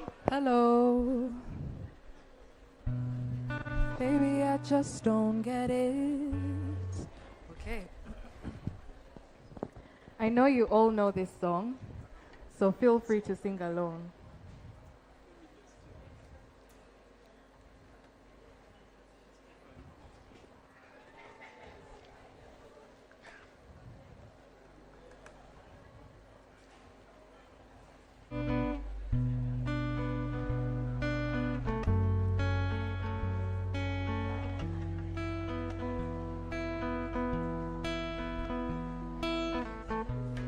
Baby, I just don't get it. Do you enjoy being hurt? I know you smell the perfume and the makeup on his shirt. You don't believe his stories. You know that they're all lies. Bad as you are, you stick around, and I just don't know why. If I was your man, baby, you'd never worry about what I do. I'll be coming home back to you every night, doing you right. You're the type of woman, fist full of diamonds, hand full of rings. Baby, you're a star, and I just want to show you you are. So you should let me love you. Let me be the one to give you everything you want and need. Baby, good love and protection. Make me your selection. Show you the way love's supposed to be. Baby, you should let me love you, love you, love you, love you, yeah. Baby, you should let me love you, love you, love you, love you, yeah. So that was Let Me Love You, just to get us back in the room. And in the same theme, I'm going to tell you a story, a love story, right? And it's about 2 people called Grandpa and Kaka. So in my mother tongue, Kaka means grandmother. And this story explores the life of 2 people who fell in love in Kampala and then lived most of their life in Tanzania because they were in exile. And then when they returned, so I hope you'll catch the drift. So if you can hear me, please turn to your neighbor to the left and tell them one thing you like about them.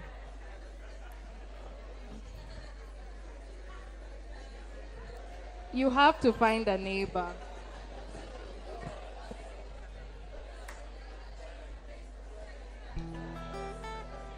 Some people are very brief.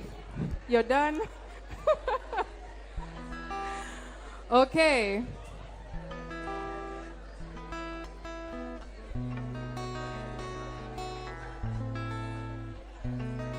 If you can hear me, can we all say shh?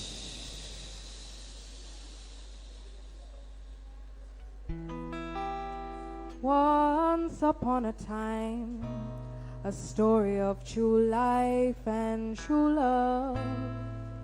Settle down and let me tell you about Grandpa and Kaka, divided by the churches, but colliding where their love is. Cheeky librarian and a strict man of numbers. I want a love like Grandpa's and Kaka's, a love that is timeless and boundless. Forget till death do us part. In eternity, she still has his heart. Let's keep it fresh and young like they did at the start. I want a love that has no boundaries and stretches overseas, where nothing else matters as long as you're with me. At home in the country or toiling in exile, whatever the location, my home is your smile. They built a home and filled it with 6 children, took them to school and went to church on Sundays, then grew old and overly obsessed with tea. Then their children bore more children, a bloodline stretching overseas, but still rooted in the love. I want a love like Grandpa's and Kaka's, a love that is timeless and boundless. Forget till death do us part. In eternity, she still has his heart. Let's keep it fresh and young like they did at the start. I want a love that has no boundaries and stretches overseas, where nothing else matters as long as you're with me. At home in the country or toiling in exile, whatever the location, my home is your smile. There was something eating her from deep within. Call on cancer like we had never seen. She grew weak, she got weary and was very lean. The pain was getting stronger than any dose of morphine. But day and night, Sunday through Sunday, he stood by her side ceaselessly. I want a love exactly like that, but I can't find it in Kampala, unfortunately. So that was Grandpa and Kaka. If you're able to follow the story, I hope you enjoyed it. Thank you.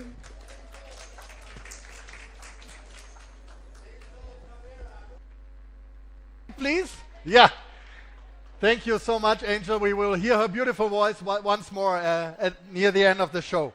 But now back to our Reporter Slam competition with the vibrant Ugandan journalist and storyteller redefining how young audiences engage with the news. Her work sits at the crossroads of youth representation, cultural identity, agriculture, and media literacy, all driven by her mission to tell stories that reflect and empower the next generation.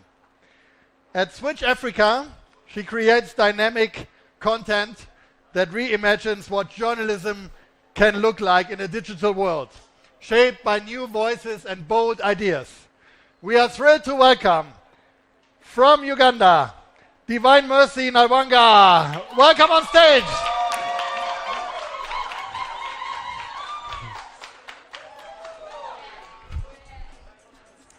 Hello, hello, hello, hello. I actually had to pass the other side like this because in my culture, you're supposed to come in like that. How are you doing, guys? Woo! Okay, I like the energy. So please allow me. Mbaniriza mu kifo kino.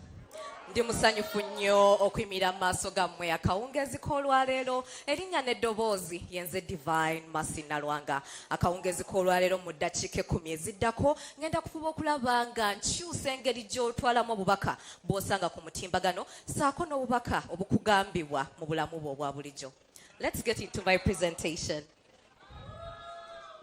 So I am calling my presentation the extra passenger. How many of us just flew in for the reporter slam? Okay, have you seen one of these on the roads? Okay, that's nice. It's a good start for us because I'm sure the Ugandans know them. Now, this is a taxi.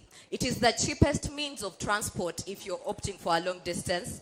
It carries 14 passengers, and those who just flew in, which airlines did you use?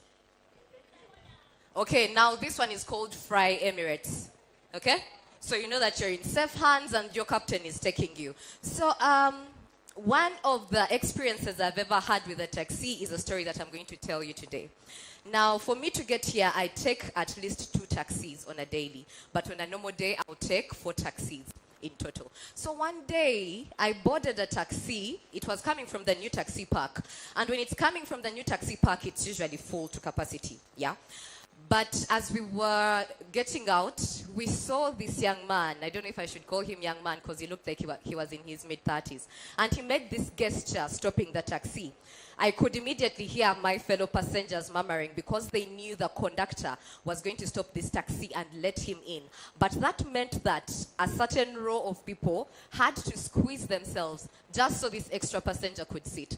Now, when he got in, the first thing he did, he greeted everyone. Usually when you get into a taxi, you greet the person closest to you.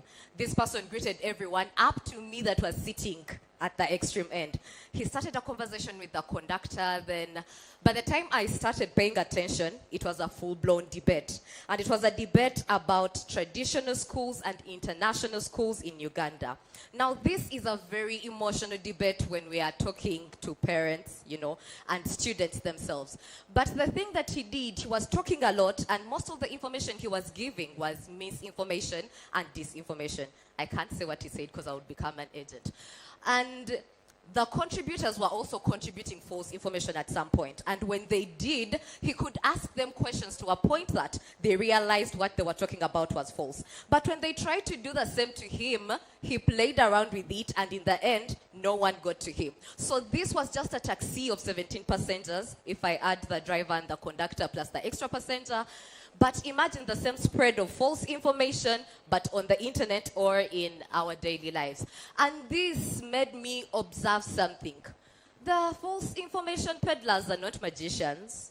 They do not have witchcraft. They're just great storytellers, and they know how to tell stories in the right way. So they speak to your emotions. They create a sense of urgency. They are very authoritative. They will own every point they say, to a point that you won't even question them. They use short-form content for social media. They have very good hooks. Imagine you're in your bed scrolling through social media, and then you come across a video that says, here are 3 things you should watch, you should know before you go to bed. Aren't you going to watch that video? Of course you are. So now, did I mention that I love my culture? If my outfit does not say that, I don't know which other signs I can ever use. And some of the things I like to do, I love telling stories in my local dialect, which is Luganda, kubanga ndi mukyala Muganda. And I work for Switch Africa. It is a youth-centered social newsroom. And here is a story that I am really proud of. Let's look at it. Obadde okimanyi nti Charles Peter Mayiga amawulire g'okulondebwa ku bwakatikkiro gamusanga mu saalooni nga bamusala kaviiri ke akamunyumira okuzaama kaakati tuula kalira nkutereka embozi ya munnabuddu eyasa. In the interest of time, let me just stop it there. I'll refer you to where you can find the full video. So for me, what a musician would call a hit song, this was my hit story. This story went so viral to a point that it reached the screen of the Katikiro himself. Now, the story was about facts about the Katikiro of Buganda. I was giving factual information. And he invited me to Bulange Mengo, which happens to be the parliament of Buganda. Now, this was such a very huge opportunity for me because so many people fight to get an interview with such a man, and they never do it. But I did. And I remember after walking out of Bulange that day, I asked myself, what exactly was special about this story? Why did it move faster than any other story? Like, what in this story made it so special? And the realization I came to was that I may be having something in similar with the extra passenger. So that is the interview that we conducted, because obviously I had to use that opportunity. Now I want us to play a game, and the game is called Put a Finger Down. Put a Finger Down is a game where you raise your hand. Today we are going to be using only one hand. And I give you a list of statements. For every statement that applies to you, you put a finger down, and in the end, we shall be able to see who does it apply to the most. So put a finger down if someone has ever shared with you a video or an image or a text, any piece of content. Put a finger down if you looked at this piece of content and quickly thought, oh my God, something is off about this. Maybe it's AI generated, it could have been false, but you have noticed. Now put a finger down if you try to explain to this person that this is false, but they couldn't believe you because you didn't have evidence. Put a finger down if at that moment you realized how fast false information can spread and you can't even save your loved ones. Put a finger down if you participated in this game. Okay, now that takes us to the next slide. Here is a very cool project that I worked on. It is called Fact Lens.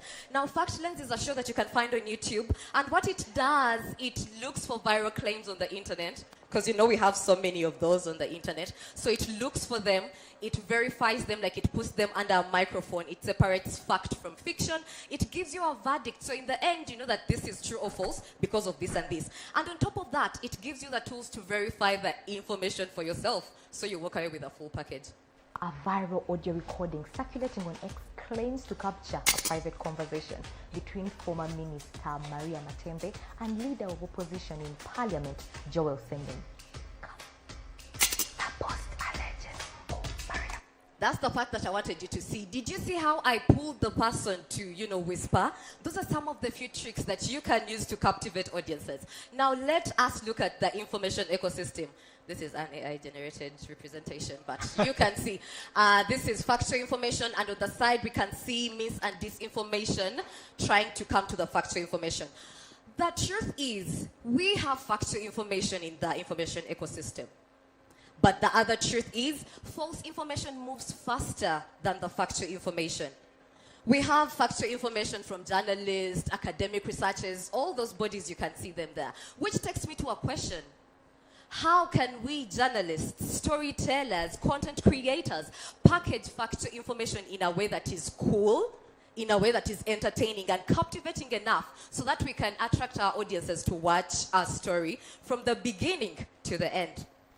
Which takes me to my answer, which I would like to call my tip, because I'm not saying everyone should do this, but just imagine if we all did. Just imagine if we all contributed to the information ecosystem, packaging this information in a way that attracts our audiences. Think about it like Fact Lens, but bigger. We are seeing it in mainstream media, we are listening to it on radio, and we are reading it in the daily newspapers that we buy. Now, you may wonder, why does this really matter? Why should people who contribute to this ecosystem package their information in a way that attracts them, but also teaches them to be cautious and stay curious? Now, when a journalist fact checks quietly, their result remains with them. But when they show you how they got to this fact, you will know that, hey, I can also do this and come to this conclusion. Now, audiences are increasingly becoming skeptical about the media. There is so much information, they don't know what to trust. So if we show how we verify this information, but remember, we are doing it in a fun and captivating way. If we do that, we are getting back the credibility. Now, if journalists normalize questions like who is the source, what evidence supports this, and who benefits if I believe in this piece of information that I am presented with, when audiences get these questions, like they see them all the time, they will develop that curiosity.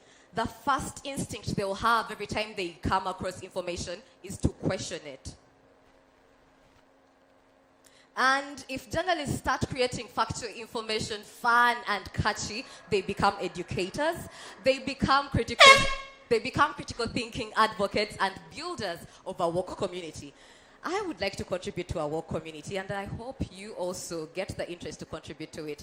Now, this is the end, but before I leave this stage, I would like to ask those that just flew into Uganda, please find time to take a taxi ride. It's very safe, I promise. Safer than the borders. Just for you to get the experience. And to anyone that uses a taxi on a daily, or you're going to stay in Uganda to see taxis moving on the road, I hope every time you see a taxi, you remember that in this world we have false information. It could be misinformation, disinformation, and all this information is coming to you. So if you don't stay curious, and if we don't try to contribute to the ecosystem of healthy information, then who will? Thank you. Divine Mercy Nawanga. A speech to be remembered in all the future taxi rides. Thank you so much. Our fifth slammer is a courageous journalist and a powerful advocate for communities caught in the crossfire of conflict. Over the last years, he has documented more than 100 human rights abuses across West and Central Africa, giving voice to uprooted families and ordinary people whose stories often go unheard.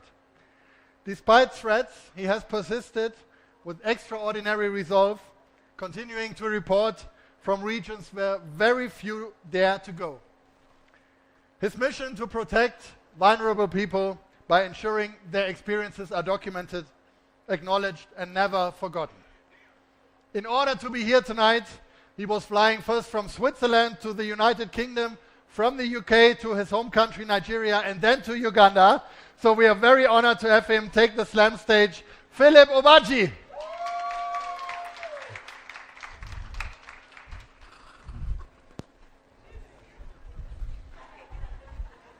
Hey! Oh. Musibe Mucha. You see? And so you say Okubalaba.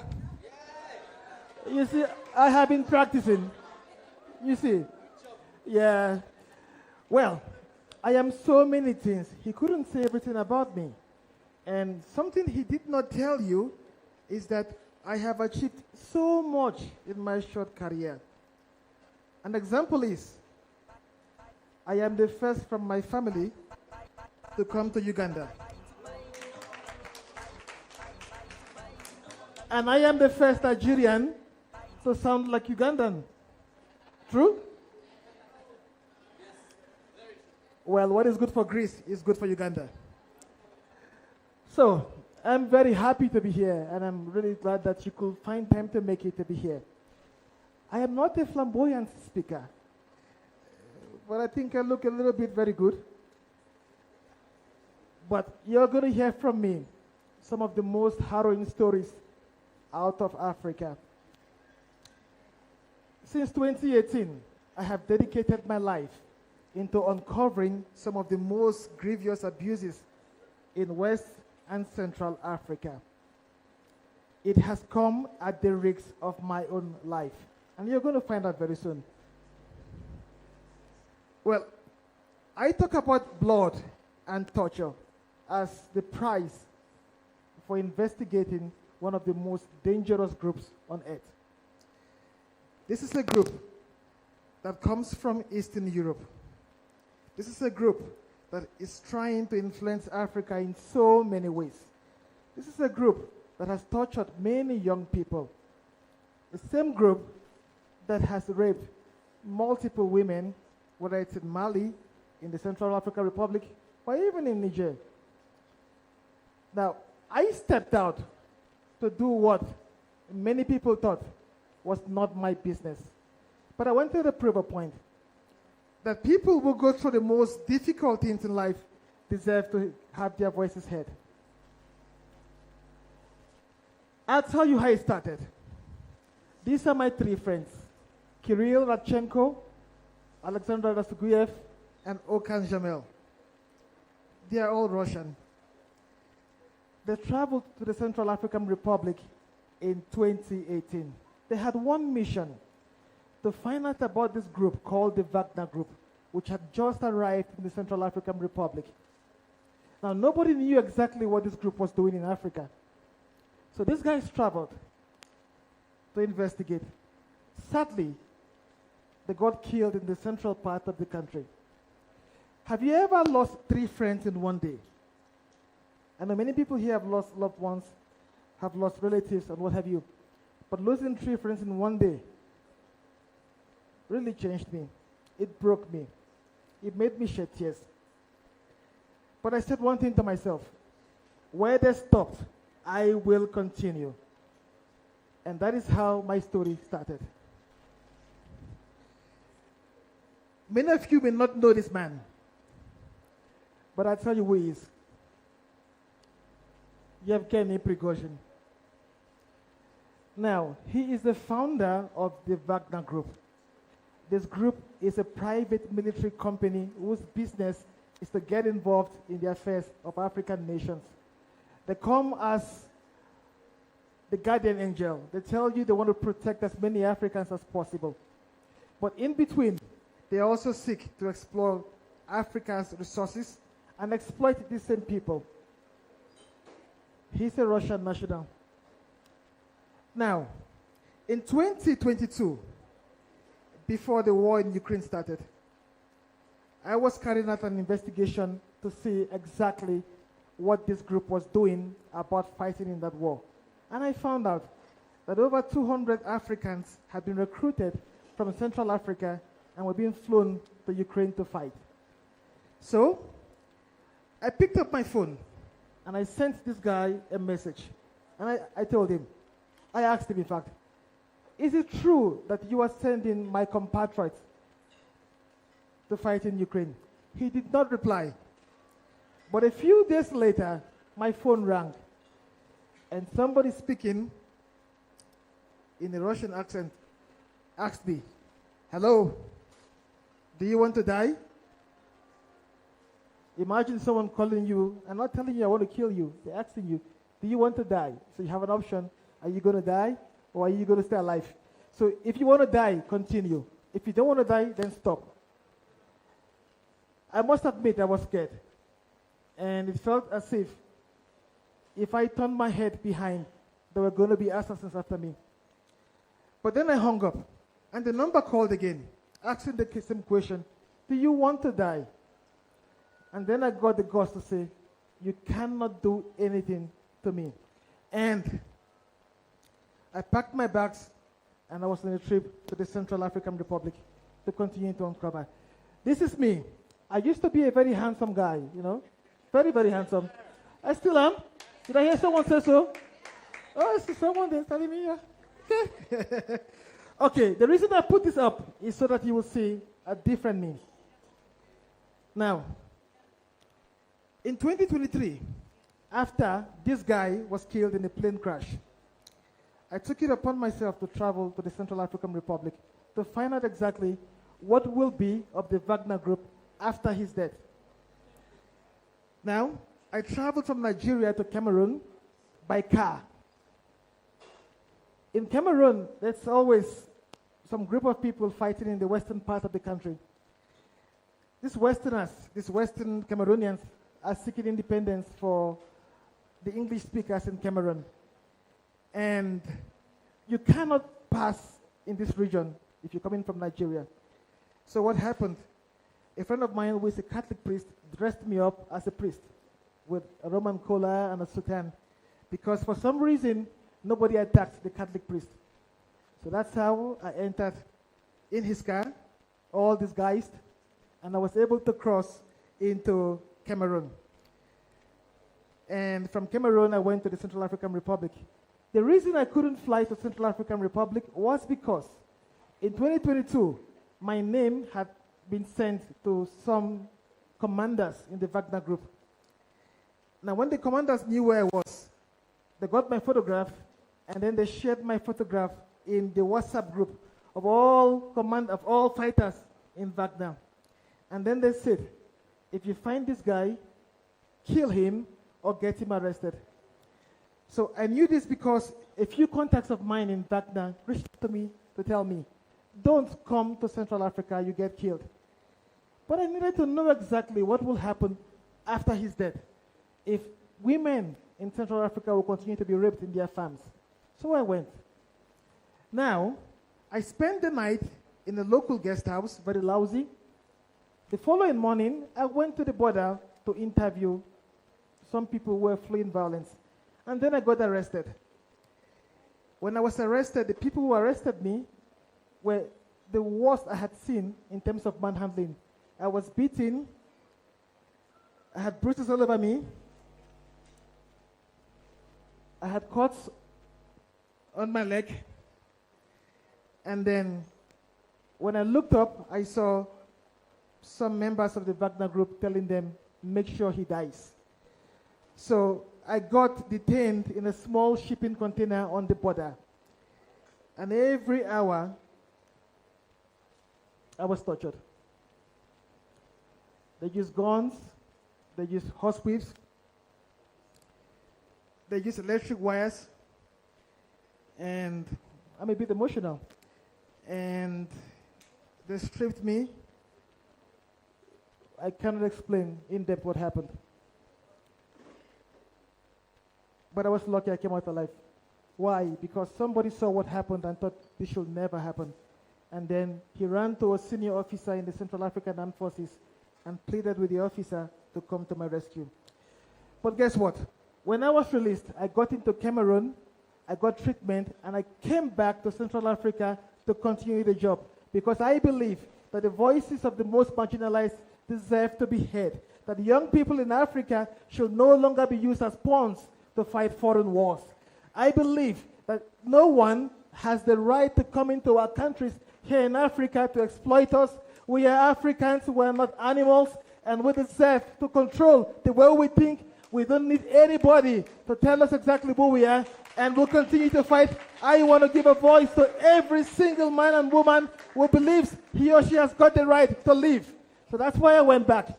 And I told them many stories I could tell. She was raped in a military base. She's 14, deserved to be in school. But what happened? We had mercenaries from the Wagner group turn her into a pawn, taking turns to rape her. I told her story. I told her story. She was raped in a farm. I told her story. She was raped on her farm. Now, I do this because I believe that there should be dignity for a human being. And I will not stop. It's a message to everyone who tries to insult me. Those are the insults. Every single day, I mean it, every single day, I get lots of abuses from people, from trolls who come from foreign lands. They tell me I'm a fraud, another black man in the service of Western imperialism. And these are people who are paid to do what they do.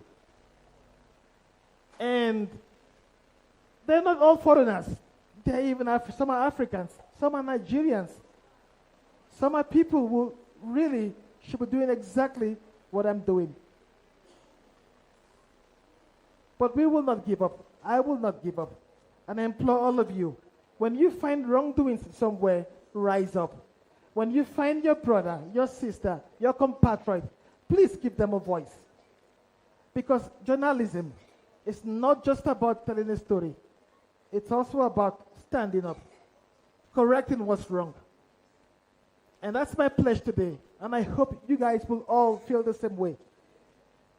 That you owe it a duty to protect the people around you. I hate the horn. I don't like that horn. So, because I don't want to hear it play, thank you.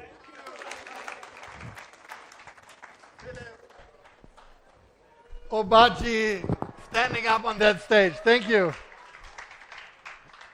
Ladies and gentlemen, please concentrate once again for the last slammer in our competition. I am glad to introduce a dynamic South African journalist whose reporting and human-centered storytelling have made her a standout voice in the country's media landscape. She's currently reporting for Sowetan Live, and in October she entered the stage in Johannesburg's People's Theatre. It was the first Reporter Slam South Africa, held during the Media Freedom Festival organized by CAS and the host Rauchelo Masweneng. Her next slammer competed against 5 other South African journalists from all over the country, and she was winning. And as a reward, she was invited to Uganda now, and we can't wait to see her now on stage. Qua Mashal. Thank you. Dumelang. So I'm just going to greet you. I'm going to give you a phrase. You just give it back to me, okay? So dumelang, then you say it back, okay? Dumelang, then you say lekai. And then I'm going to say riteng lekai, then you say riteng. And then it ends. And then I go ah, and then you go ah. So dumelang, lekai, riteng, riteng lekai. Ah. Yeah, bro, thank you so much. So that's just a greeting. It's just a hi, how are you? I'm good, and yourself? I'm good. So, and that was also me trying to get your guys' attention. So, going into this presentation, I want you to understand the importance of service delivery and the importance of services that we require and need to survive in life. And sometimes, because there's service delivery problems that you don't get impacted by, you then think it's not your problem, so it's not you're not going to focus on it. But eventually, it does get back to you, and it will bite you in the butt. Well, in this case, you won't even have water to clean your butt. But let's move on. So essentially, our story starts with an explosion.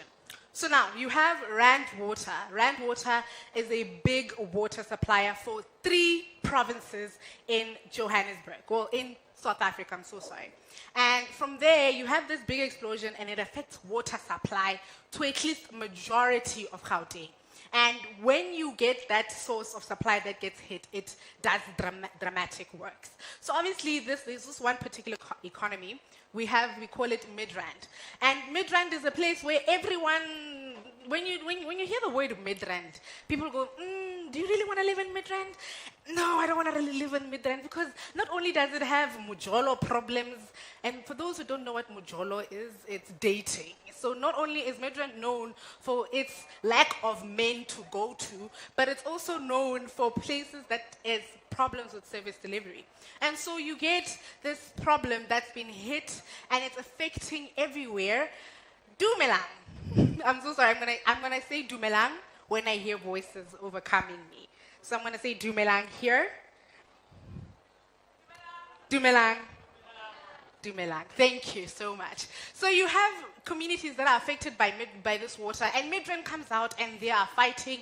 There's water shedding, and people are upset. I mean, you don't have water to clean your bum, you don't have water to bath, you don't have water to cook or to clean. And it's a question of how long can you survive without water. So now you move on, and then you get the mayor. So this is the Joburg mayor. He looks after Midrand in particular. And so the Joburg mayor comes out and he says, look, I understand what you're going through. It's hard. You don't have water. I mean, it affects everyone. But let's focus here. And it's a thing of, it's not technically my fault that you don't have water. It's Rand Water's fault. But I will work with Rand Water to make sure that you yourself have water. And so they release these colorful supply updates for people to be able to know when exactly are these water tankers. So they release these water tankers, and it's a thing of you need to be able to know when the water tanker is coming out. And if you miss the water tanker, it's chai, it's late, you are not getting water, it's a problem, and you're not bathing probably for the rest of the week. And majority of people in Midrand work. And these water tankers come during the week, and they come during the day while people are at work. And so you have to then ask your either your son or your daughter who's staying at home, and you say, did the water tanker come? No, it didn't come. How do you know? Were you outside looking for it? And it's like it gets even very aggressive for people who don't have water. And then the mayor then comes, 2 weeks pass. The mayor says, guys, clap hands for us. We fixed it. Please celebrate. We fixed it. But then people in other areas of Joburg realized, aye, man. So all we had to do was protest. I just had to get on the street and be on time. I don't have water. I don't have water. For you to give me water. So you have people in Johannesburg South, Soweto, Emerentia. You have all of these people in Joburg fighting for the fact that it's not fair that Midrand got clean water and got their pipes fixed. But we didn't. And now you then realize it's not even the poor who are coming out to complain about water. It's your influential people. It's your rich people. And if people know Johannesburg, everybody knows Johannesburg, right? Everybody knows Johannesburg. It's the gold city, right? So imagine a gold city not having water to clean the gold. And on top of that, they then have people like Angela who do not have the ability to bath, but they have the money to go buy private water. Let's go forward. So now we then visit multiple areas that have been hit without water. These are your influential areas, your big dogs, you know, you want to chill with the big dogs. These are places where people come and you pay money. And so then we speak to one of these people and they say that, well, technically, there are public water tankers that are provided by the government. But like I said, they're inconsistent. But then you also have people who then pay for private tankers to come to the community. I mean, this one lady told us that she paid 6,000 rand for a private water tanker. Who has money for 6,000 rand for a private water tanker? And then you have Angela Dick, who tells us that she has been paying loads of money for water because she has not had water for the past 20 days. Let's take a listen. Yes. How much have you spent on it? That's normal. Kind of keeps, just in the last 2 weeks, if you really, really want to know. 26,000 rand on filling on water, on getting water. Wow. So 26,000 rand is a lot of money. That's in Ugandan shillings. That's 5.9 million rand. In Ugandan shillings to get water. And then it's water you already pay for, that you already build for, that you get in your pipes. But here's also the funny part. Most of the residents that we spoke to said that they have not had water for 20 days. But they still got billed by the city. You ask them, what exactly are you getting billed for? They say, no, we get billed because there's air running through the pipes. Imagine getting billed for air. You get billed for air that's coming through. So now you have again, the Joburg mayor has to come out and tell people, we will fix it. Now, mind you, this water problem has been existing for almost 2 years now. So what exactly are they fixing, right? So now from the Joburg mayor, so it's become a big thing, because obviously now the rich are complaining. It became a big thing that you have the Gauteng premier, and then you have the deputy minister, with the minister, the other minister joining later on. And then now they're going around and they're like, you know what, we need to show the people that we are actually paying attention to their concerns. We are paying attention to the fact that they do not have water. So they visit construction sites where the water reservoirs are being built, where the towers are being built. And they're speaking to engineers, and it's a conversation that essentially went like this. I'm the engineer, that's the minister. So this is the water that will flow through and it will give people water. Are you sure this is the water? Yes, this is the water. Okay, let's go tell the people that this is the water that they will be getting in probably a year or two. So they leave and they go tell people this, but the people don't want to hear. The people they don't care. Some of them probably haven't bathed in days. Some of them probably haven't cooked. They're spending millions of money, thousands of money they did not budget for water. And so obviously they do not want to hear what the minister has to say. And this is a great opportunity for the political parties to come out and say that, I told you guys not to vote for these people. Look now. They're eating your money. And it's a problem. And so essentially the minister and the premier then get to a point where they say, you know what, service delivery is not politics. Why are you politicizing service delivery? But we all know service delivery is politics. So the minister then said, the premier then, to kind of make sure that he's saying this to essentially say, look, guys, you're not the only ones who are feeling the water impact. We are also feeling it, and it's bad, and we understand. And let's just take a listen to what the premier has to say.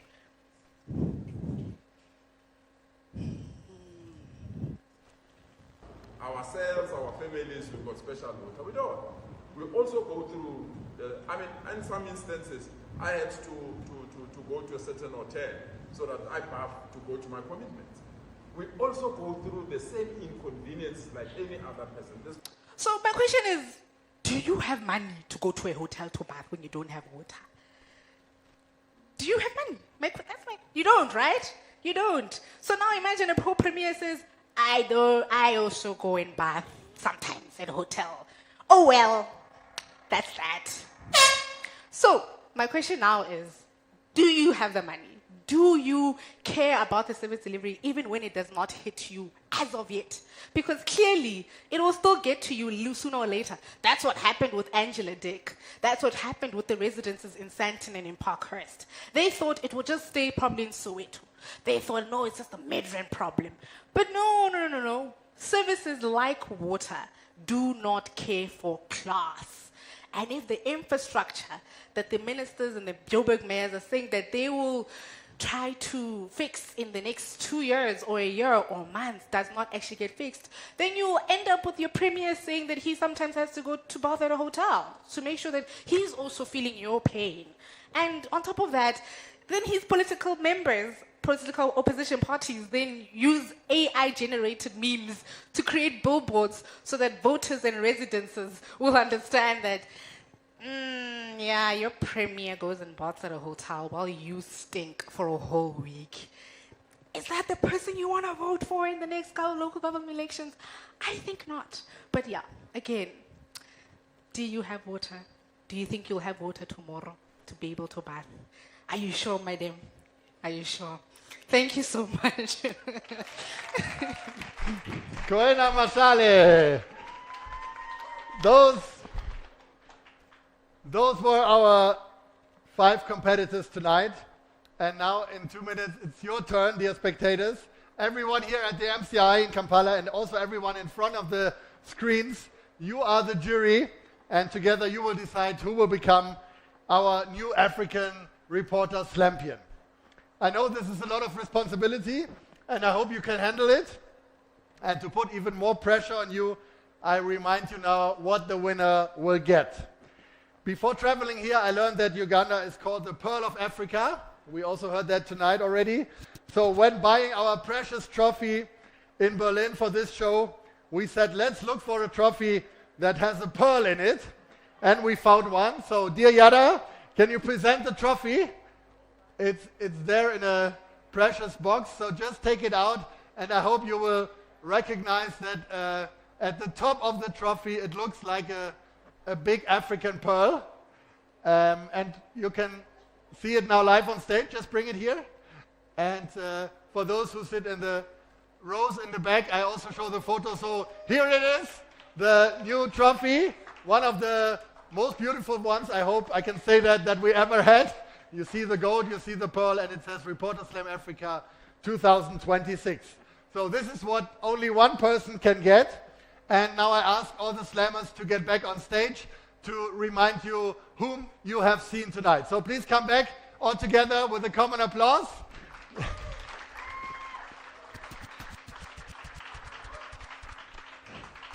Let's go quickly through the lineup, and everyone gets a personal applause. It's not about deciding now. You will decide online. You have more time to reflect. Now it's only going through the order of appearances to get a single applause for the number 1, the reporter who told us impressively why she doesn't leave journalism, from Kenya, Betty Njeru. With the number 2, the man who became rich by selling Makofa, sorry, I still need to buy it, from Koku Croa Asante, selling herbals. Number 3, the local who proved that every taxi ride can teach us how to fight disinformation, from Uganda, Divine Mercy, Nalwanga. Number 4, the journalist who continues with journalism even after being held hostage and tortured, from Nigeria, Philip Obaji. And number 5, the woman who has shown us that we should never take it for granted to have water coming out of our pipes, Qua Mashal. So what do you have to do now to decide? Please take your mobiles and open, I will show it to you now, open the website that you see underneath. It's called slido.com, slido.com. This is the website for voting. And as soon as you have opened it, you can also use the QR code with your camera if it's easier. And when the website is open, you have to enter a code in the empty field at the top, and there you type the number 2299834. 2299834. And then you should see the names of our 5 slammers. You click on your favorite reporter and push the send button. Ready. You will not see the final results. You just have to trust us. We will announce the winner in about 5 minutes, so you still get some time for reflecting and voting. Is it working, the website? Okay, fine. So you have some time to reflect, and we fill that voting time with wonderful music. You already know who's responsible for that tonight. Please come back on stage, and we leave the stage for the last 5 minutes. It's our singer, Angel Cabera.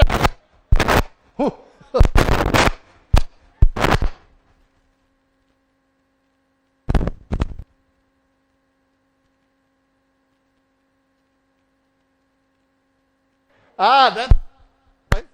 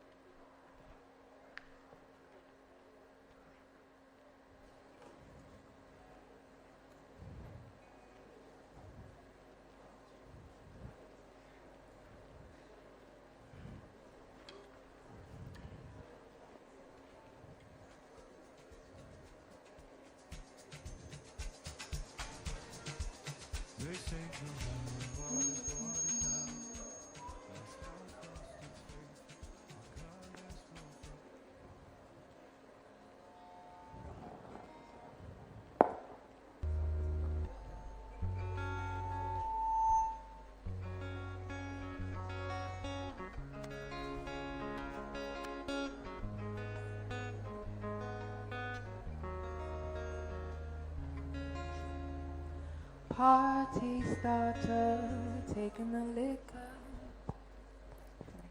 Party starter, taking the liquor, no chaser. Every guy's mind over you, they want to buy you with papers. Only wanna have a good time, so you put a new strain in your Rizzler. Never wanna be alone, so you go dancing with strangers. You're looking for love in all the wrong places. You've been running from life, but you can't hide, baby, just come face it. Who can you love if you don't love yourself, and you feel like you don't matter? You feel like nobody understands. Don't money na joyagala. Baby, I'm right here. If you need to roll one, I will pass you the lighter, even if it breaks my heart. Baby, I'm right here. If you need to roll one, I will pass you the lighter, even if it breaks my heart.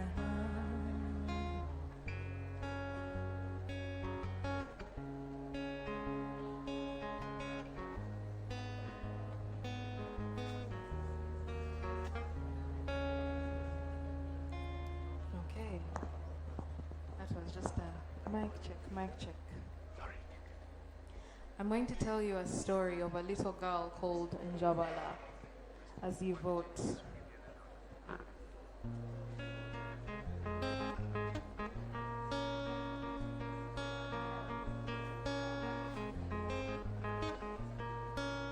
Spare yourself some time and listen to my rhyme.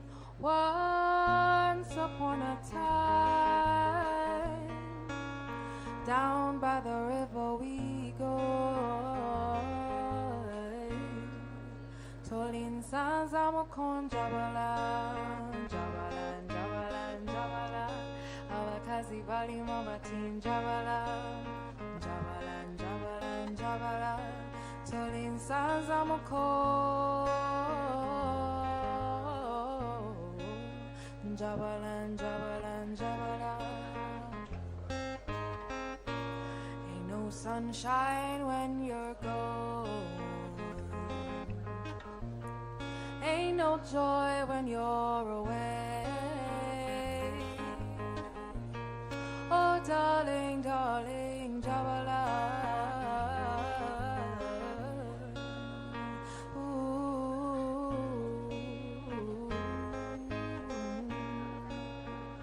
This is how you dig. You dig deep and with grace, planting seeds of elegance. Years from now, the gust of the wind and the branches of the trees will mention your name in all of the land. You dig like you're making love to the earth, becoming one with the richness of the soil. You dig like the nourishment of your people lies in the palms of your hands, because it does. Tolin sanza mukon jabala, jabala, jabala, jabala. Abakazi bali mabatin jabala. Tolin sanza mukon jabala.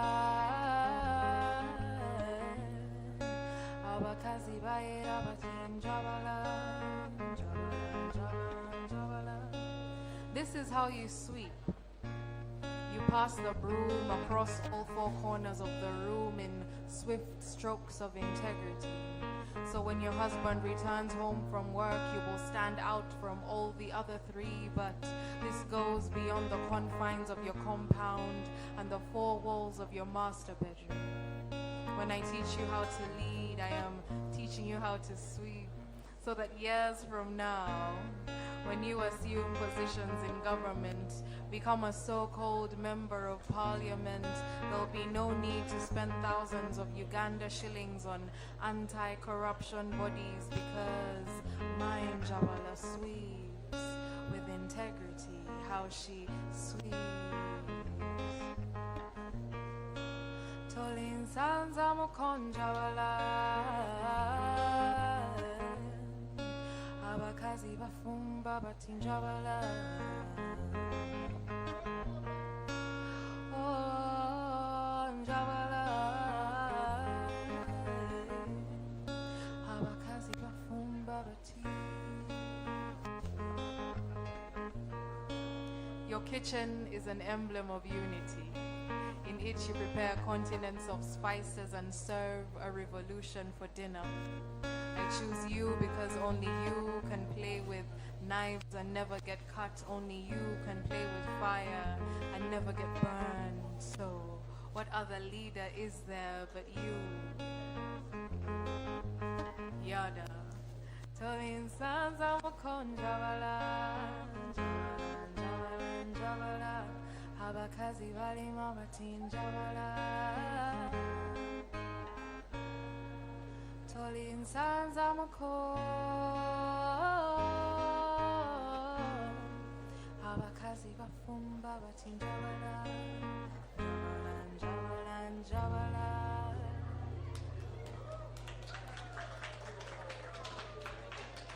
Angel Cabera, thank you so much for your wonderful songs. Please follow her on Instagram if you haven't done so. I think it's worth listening to her songs and to her wonderful poetry. Thank you so much for all your songs. Thank you. I really enjoyed them. So, now I'm very excited to announce that we have a winner. And so I ask all the slammers to come back on stage. And also Yada to get prepared to hand over the trophy. And while they come back on stage, all of them, please come back. While they come back, I can tell you it was a really tight race. During the voting time, the lead switched every minute almost. But now we have a decision. So is everyone ready? Yada knows the feeling from last year, knows the excitement. Unfortunately, you know, there can only be one, because all the five, with their important messages, would deserve an award, And remember that phrase back there on the wall, journalism can make the world a better place. But there can only be one Reporter Slam Africa. And I'm sure she will not only drink water tonight. The winner is Qua Mashal from South Africa. Congratulations. Please give her the wonderful Pearl of Africa trophy.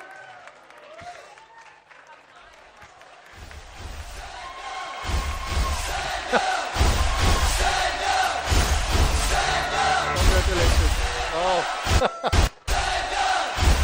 Wow, where does that sound come from? Feels like World Cup 2010. And we're not finished.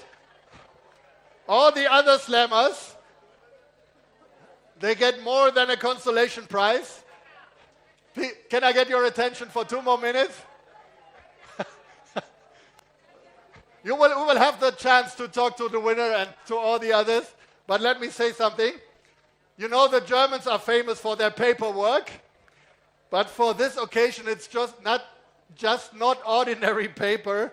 It's a valuable certificate of participation handed over by our wonderful CAS colleagues. So thanks a lot to all the wonderful performers for what you've done tonight. And these certificates are yours, presented by Anna Reismann, Hendrik Sittich, and you also get Utebags by Kalen. A big applause for all of them. So important what they said.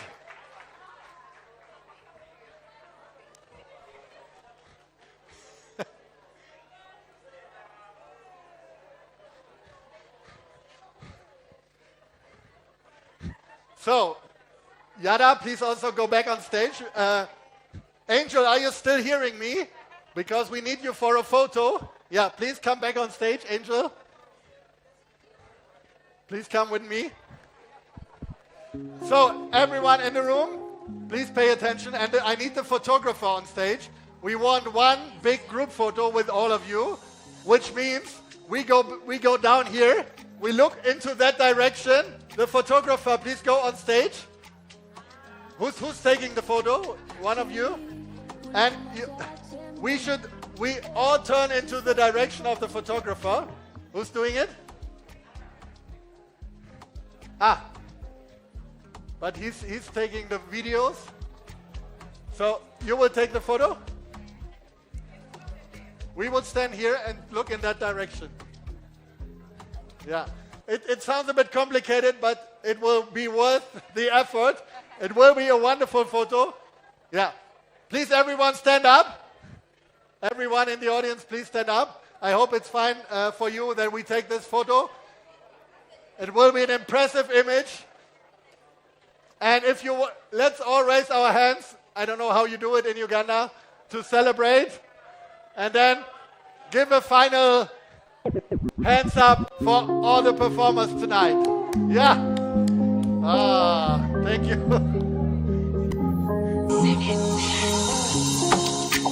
You have it? Once more, hands up, please.